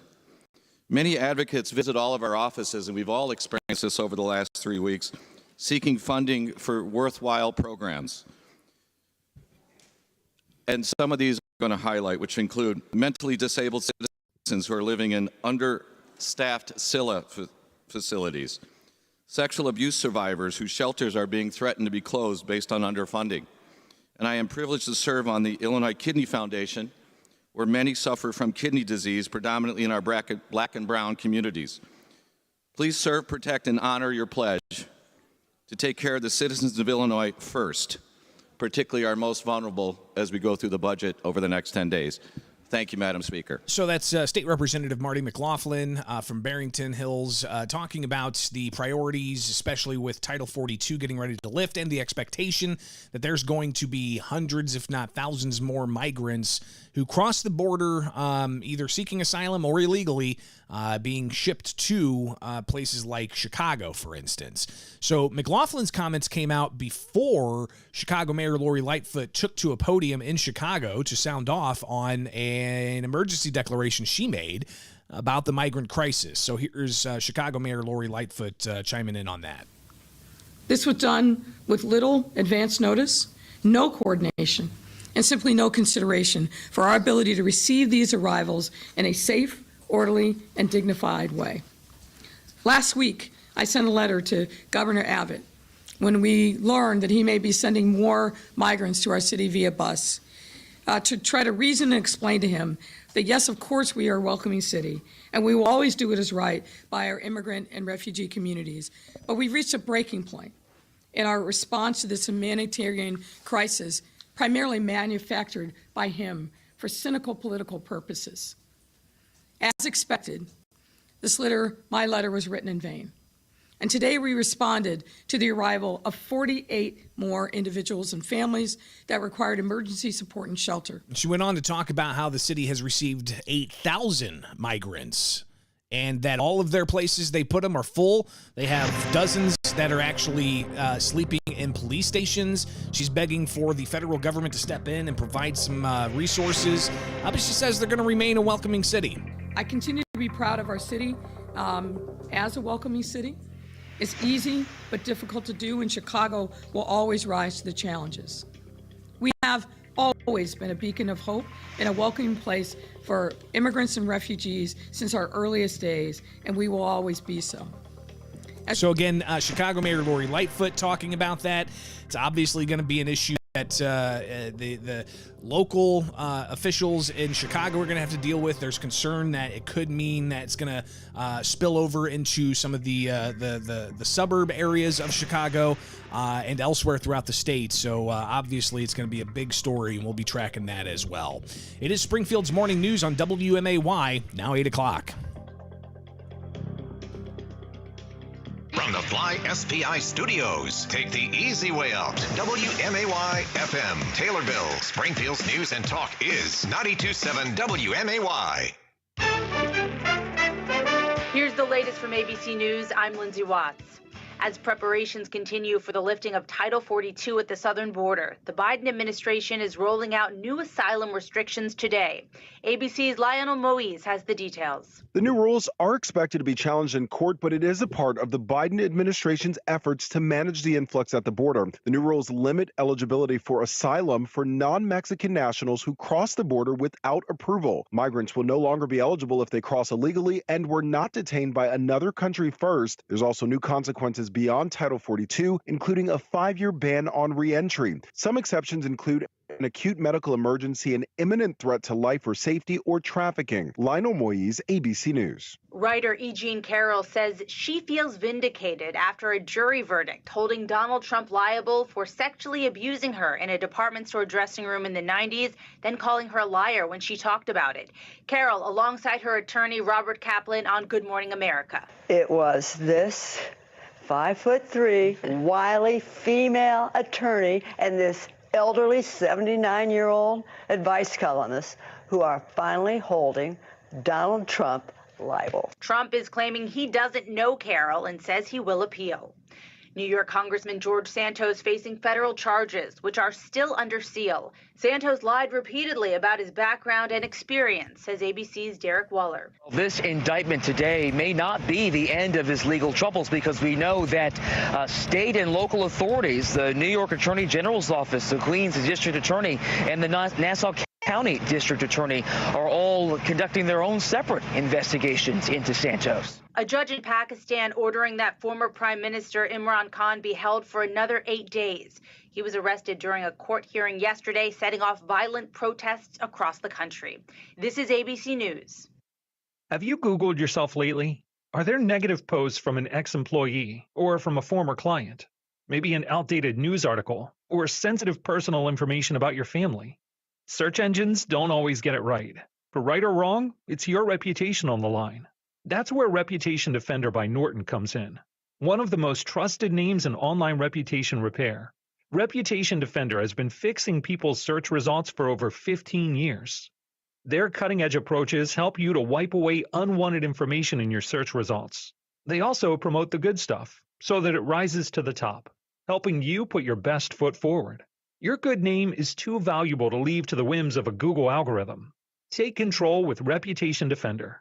You can start by getting your free reputation report card at reputationdefender.com or call 800-401-6681 to speak to an expert.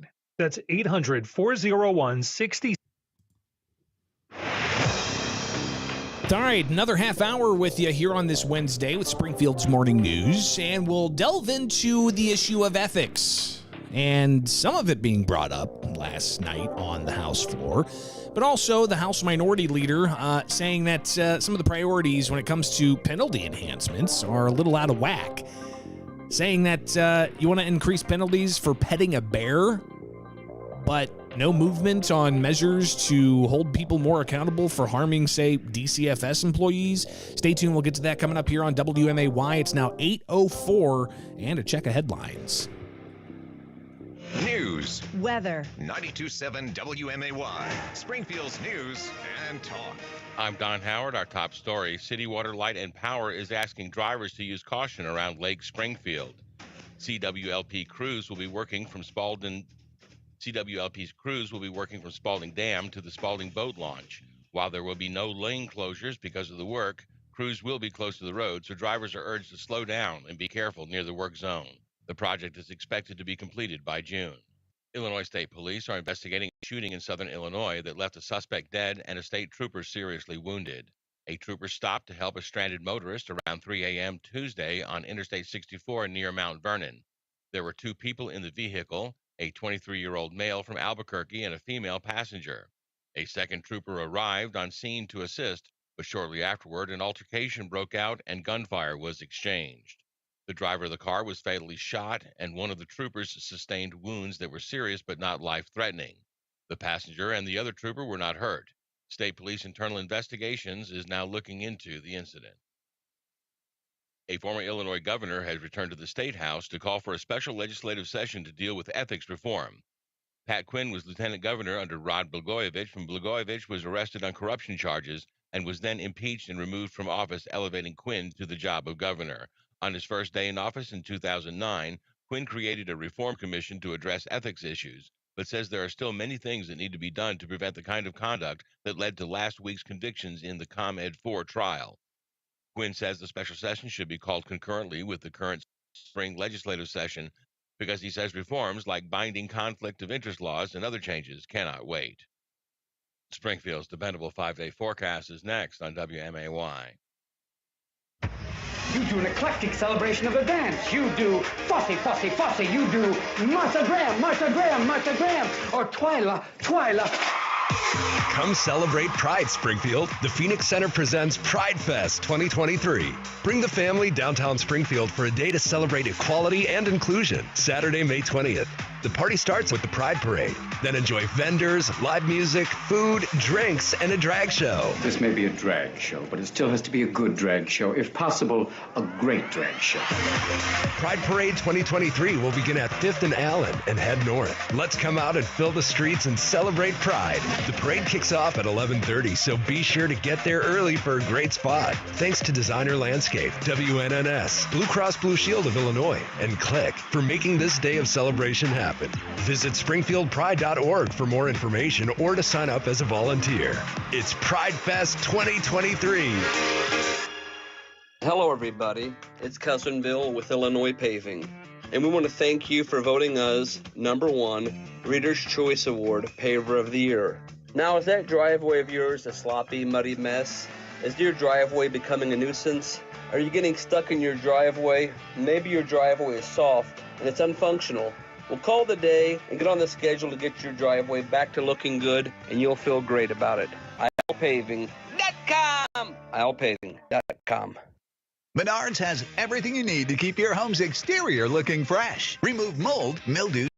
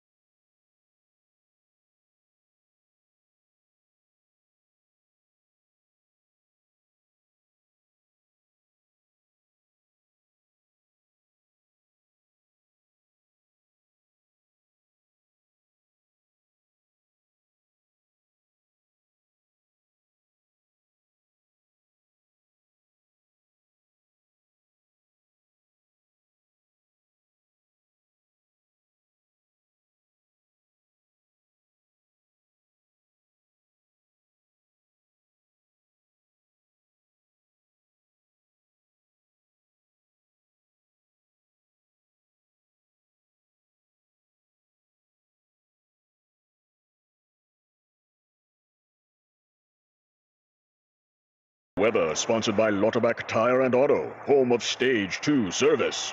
Drive safely now. Sangamon Mass Transit District, along with the Springfield-Sangamon County Regional Planning Commission, invite you to take a more active approach to getting around. Leave your car at home and take this year's Curb Your Car Active Transportation Challenge, May 14th through the 20th. Any passenger with a bicycle rides free all that week. Plus, everyone rides free all day on Transit Tuesday, May 16th. Are you up for the challenge? Curb your car and ride with SMTD. For more information on routes and schedules, visit smtd.org. Springfield Supportive Living.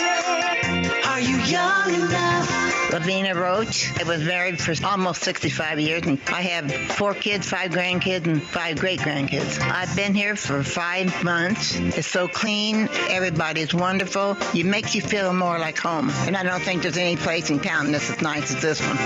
Springfield Supportive Living. Are you young enough?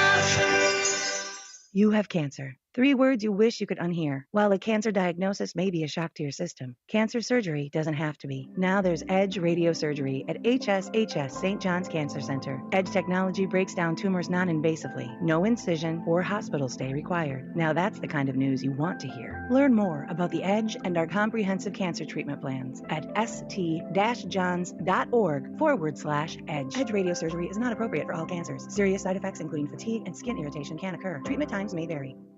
Order your sub from the new Head West in-store kiosks, and you get a free brownie. Free brownie. I don't want the same old thing. I got a craving for a Head West brownie today. Yeah! Springfield's Morning News with Greg Bishop, broadcasting from the Fly SPI studios. Take the easy way out. 92.7 WMAY, Springfield's News and Talk. And let's now just review some of the other things that we just didn't have time to get to today, and it includes conversations about ethics reforms and also conversations about penalty enhancements. So let's start with penalty enhancements. A bill came up in the Illinois House yesterday. It's a Senate bill, I believe, that would actually level penalty enhancements on people who pet certain wildlife, like bears, for instance.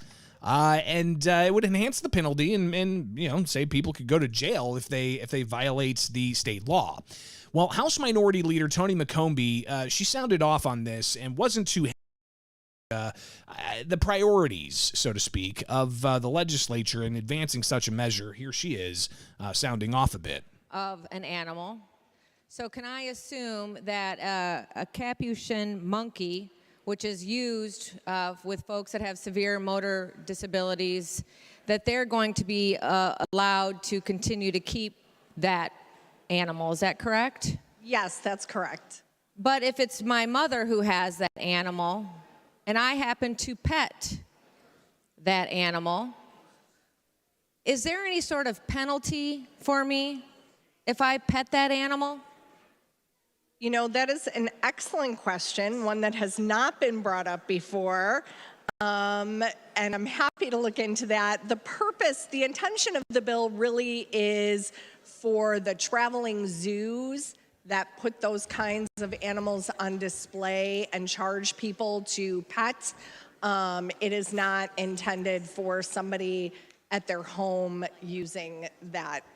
Okay, well... So again, that's the sponsor of the bill responding to House Minority Leader Toni McCombie about penalty enhancements for people who pet certain wildlife, like primates or bears.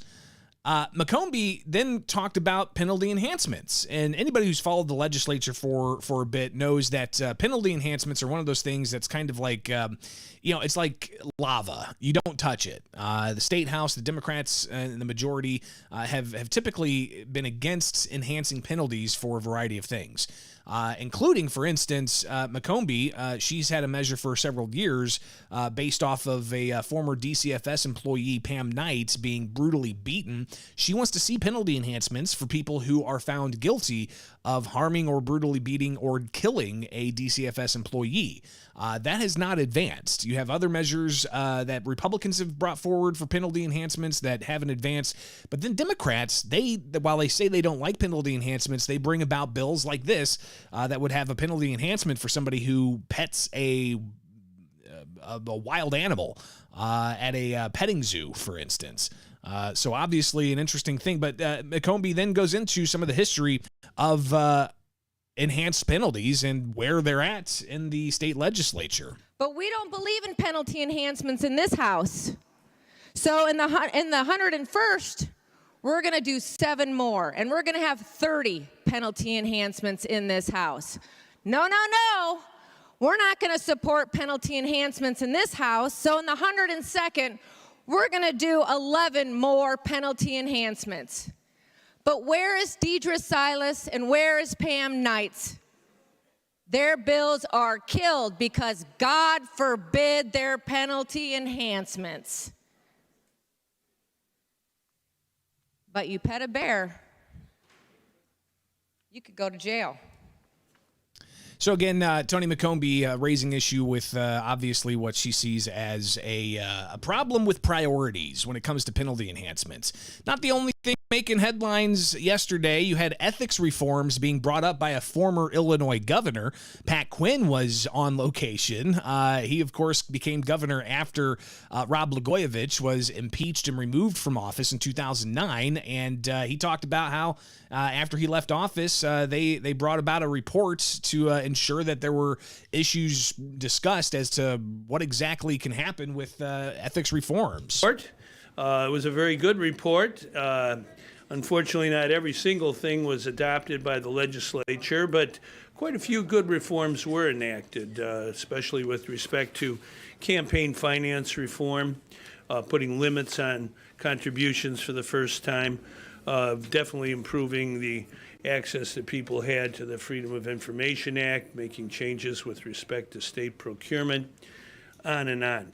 And I think that underlines why anytime there is a crisis, an ethics crisis in state government and local government, there needs to be serious reform and also serious investigation and thinking by the General Assembly and by the governor to straighten things out. So he says that after the ComEd 4 trial resulted in guilty verdicts for all involved, and you've got Mike Madigan facing trial next year in that case, he says it's time for the legislature to call a special session, or for the governor to call a special session. Again, here's former Illinois Governor Pat Quinn. And I am filing a letter today with Governor Pritzker, as well as Senate President Don Harmon and the Speaker of the House, Emanuel Chris Welch, asking for that. Under the Illinois Constitution, the governor can call a special session of the General Assembly, or the two legislative leaders together can do so. And I think, frankly, they all should do it together, because I think it's very, very important in Illinois that the events of last week not be forgotten, not be postponed to the fall or some other time. They need to be addressed in a serious way. Indeed, the Senate President said there was gluttonous conduct, behavior on the part of bad people who are convicted of felonies in the course of the ComEd 4 trial. And I think it is important that the General Assembly, which can have a concurrent special session at the very same time it's conducting its business right now, obviously through the month of May, there must be a budget and other important reforms enacted. But I don't think we should let ethics go off into the wild blue yonder. I think it's important to take... Quinn talking about the need for a special session, and I did reach out to both the governor's office and also the House Speaker's office and the Senate President's office for response. And the Senate President's office was the only one that got back to me, and they said that we appreciate Mr. Quinn's input and look forward to reviewing his letter. At the end of the day, the people in the ComEd 4 trial were convicted because what they did already, it's illegal. Senate President Harmon will continue to champion ethics. The point that he has been trying to drive home is that what we need in public service are good people focused on the state's welfare rather than their own self-interest. So that's the statement I got back from the Senate President's office. I have yet to hear back from the offices of the House Speaker or of the governor. But then in the House, they were looking to renominate the current legislative inspector general. And that's something that even Pat Quinn brought up. He raised a letter from the first inspector general, Tom Homer, talking about how on his way out, he urged for there to be significant reforms, including making sure that conflicts of interest kept people from voting for certain legislation. So on the House floor yesterday, they re-upped a resolution to keep the current inspector general in place, but State Representative Blaine Wilhauer asking what other types of ethics reforms they're ultimately going to see develop before the end of session. You think that the current legislative inspector general should have subpoena power? I rise today to reappoint Judge McCuskey, and as your colleague said, there could be further conversations later.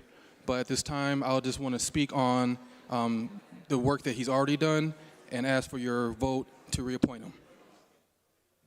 Well, that's you didn't answer my question at Exactly. all. That's a complete dodge, and that's all we do Not a around dodge. here. Now, when we talk about ethics reforms, when we talk about anti-corruption measures, it's always down the line. It's always down the line.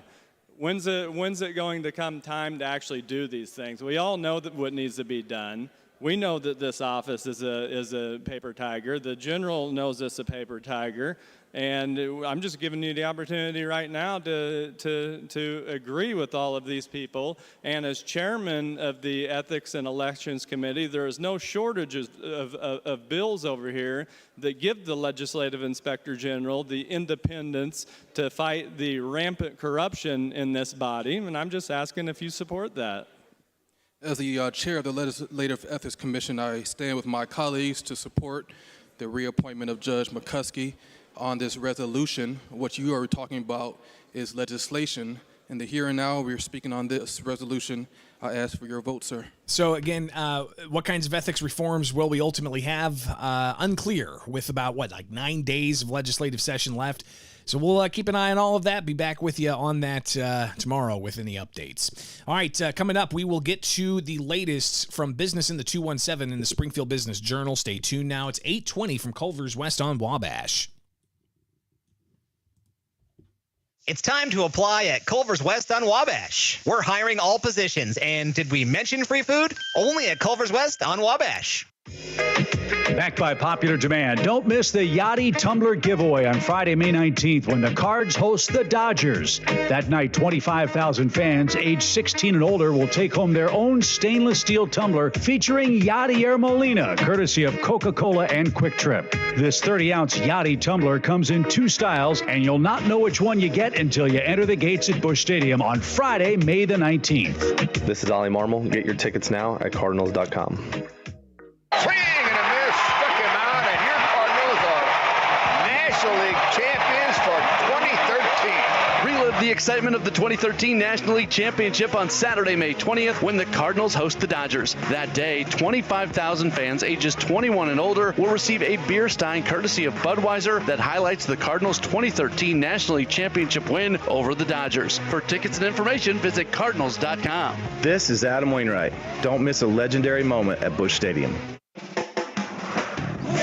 With a double X battery, generations of power. Here's what we believe at Rex Battery. You should be able to find the right battery when you need it. Our company started when my dad needed a battery for his car, and he built it himself. Today, more than 50 years later, we are still making sure you can find the right battery you need. And that includes the common batteries people use every day to the hard-to-find batteries used in big farm equipment. While online outlets are struggling with supply chain issues, we have shelves full of batteries.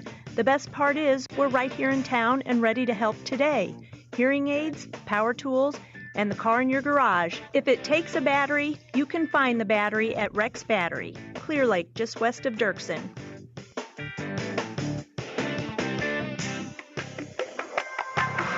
Rex with a double X battery, generations of power. Hello, everybody. Cousin Bill with Illinois Paving, your Reader's Choice Award Paver of the Year. Thanks for that. Is your driveway a sloppy, muddy mess? Are you tired of getting stuck in your driveway? Maybe you're sick of all the sloppy mud in the car and in the house. Or maybe you don't want all the garbage rock in your lawn. Well, if so, call Cousin Bill at Illinois Paving. ILPaving.com! ILPaving.com. John, the price of groceries is enough to send somebody into a panic mode these days. Yeah, especially when the refrigerator goes kaput. Even more so. We got a call from a customer who had that problem with a freezer load of those expensive groceries. And that'll keep you awake at night just thinking about it. Right. So, because Dick Van Dyke stocks the 100 most used parts, we were able to send a factory-trained tech out to her place to fix the problem before she lost any of that food. And he wasn't some subcontractor either. Trained right here locally by the team of Dick Van Dyke. You know, one way to fight inflation? Yep. Keep from having to buy expensive stuff twice. This is Dennis Regan, chairman of Dick Van Dyke Appliance World. When you buy from us, you get the whole store, which means you have the comfort of knowing that if anything goes wrong, we'll make it right. Wow! Big Dick Van Dyke Appliance World. We stand behind what we sell. We offer so much more. Dick Van Dyke Appliance World. When you buy from us, you get the whole store. The month of May is Motorcycle Safety Month, National Barbecue Month, and National Hamburger Month. Those have the guys at Just Beds all fired up for summer. This month, get sizzling hot deals on Bemco twin mattresses, just $149, and Bemco queen pillow top mattresses, only $289. Get to Just Beds for a better night's sleep. Plus, register to win Knight's Action Park passes. As always, free delivery, setup, and removal. Visit the Yawn Exterminators at Just Beds on Montvale Drive, Springfield. Just Beds. To protect his family from disaster, Steve used his camera phone. Done. By taking pictures of his important documents, Steve can always have them stored online. Learn more simple disaster prep tips at ready.gov. A message from FEMA and the Ad Council. Do you have heart failure and often hear, "Those stomach issues ruined your birthday"? "You're too tired to play catch, Grandpa." Sweetie, you haven't touched your tools since the carpal tunnel syndrome diagnosis. if these seemingly unrelated symptoms sound familiar, talk to your cardiologist and ask about transthyretin amyloid cardiomyopathy, or ATTR-CM, a rare and underdiagnosed disease that gets worse over time. Learn more at connecttoyourheart.com. That's connecttoyourheart.com. Sponsored by Pfizer. At Simply Safe, we design award-winning security to protect every inch of your home. It's easy to set up yourself, and now there's an even easier option. Have an expert do it for you with Simply Safe Pro Install. Always protecting, never a contract. 2 easy installation options, backed by 24/7 professional monitoring for less than $1 a day. Get 20% off any new system with interactive monitoring at simplysafe.com/radio. There's no safe like Simply Safe. All right, head on over to WMAY.com/poll and take today's daily poll, which asks you about the verdict in the Donald Trump liability trial. Should that keep him from serving as president? Yes or no? Most of you say no. 2/3 of you say no. Go vote at WMAY.com/poll.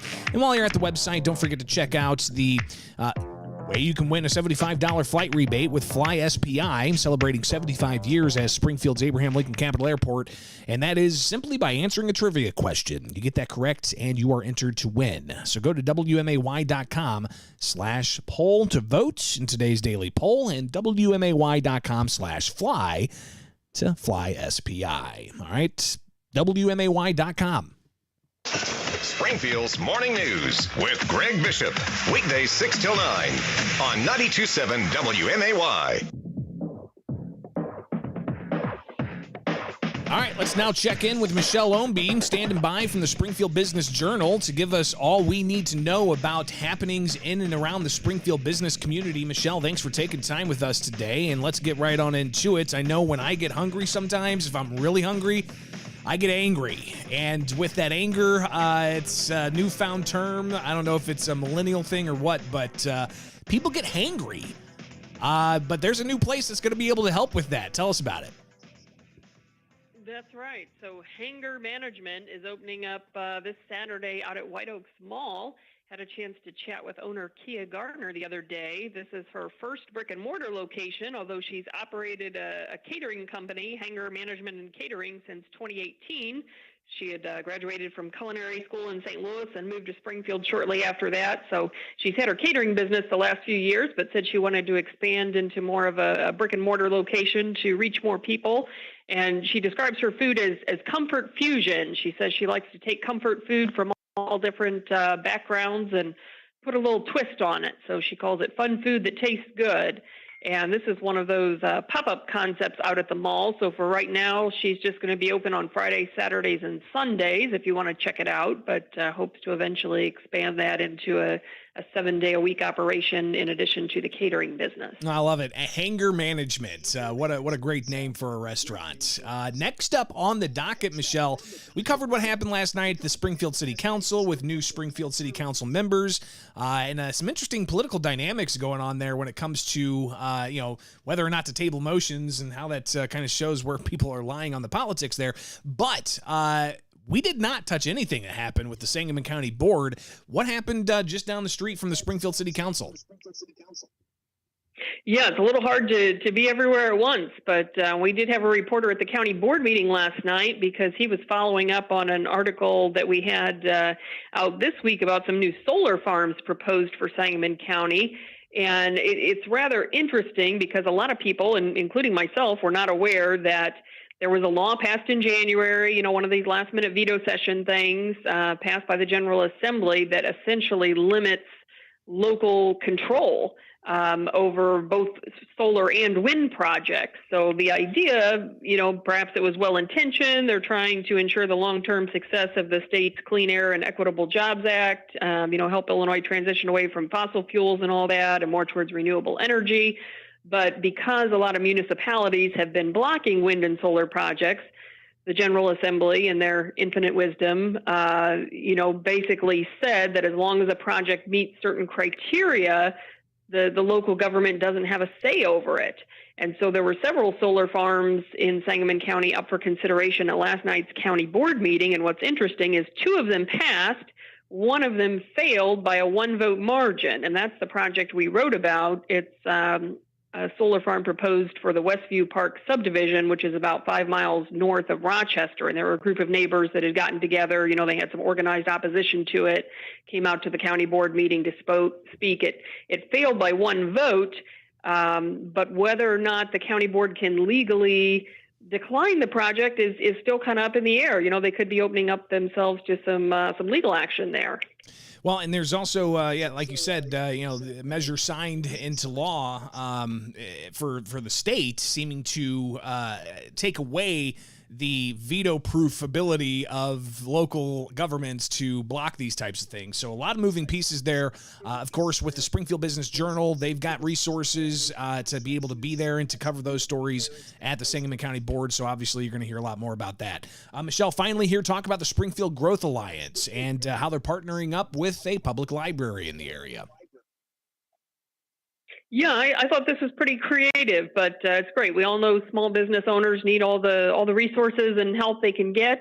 And the Springfield Sangamon Growth Alliance has teamed up with Lincoln Library, and they're going to host a series of lunch and learn workshops over the next few months. The first one is actually today, but there's a few more coming up. And, you may not think about going to the library for business resources, but they actually do have a number of different things to offer. So the idea is to just kind of have these short lunch sessions. Again, we all know small business owners are busy. It's hard to get away, but short 40-minute sessions where they can eat lunch at the same time and kind of learn about some of the resources available to them for free through the Lincoln Library. So you can get on the Growth Alliance website. You do have to register in advance for that because lunch is provided.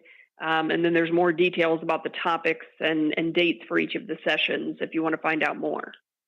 Michelle Ownby, publisher of the Springfield Business Journal, greatly appreciate you taking the time with us each and every week. For people who need to get their hands on the Springfield Business Journal, how can they do that?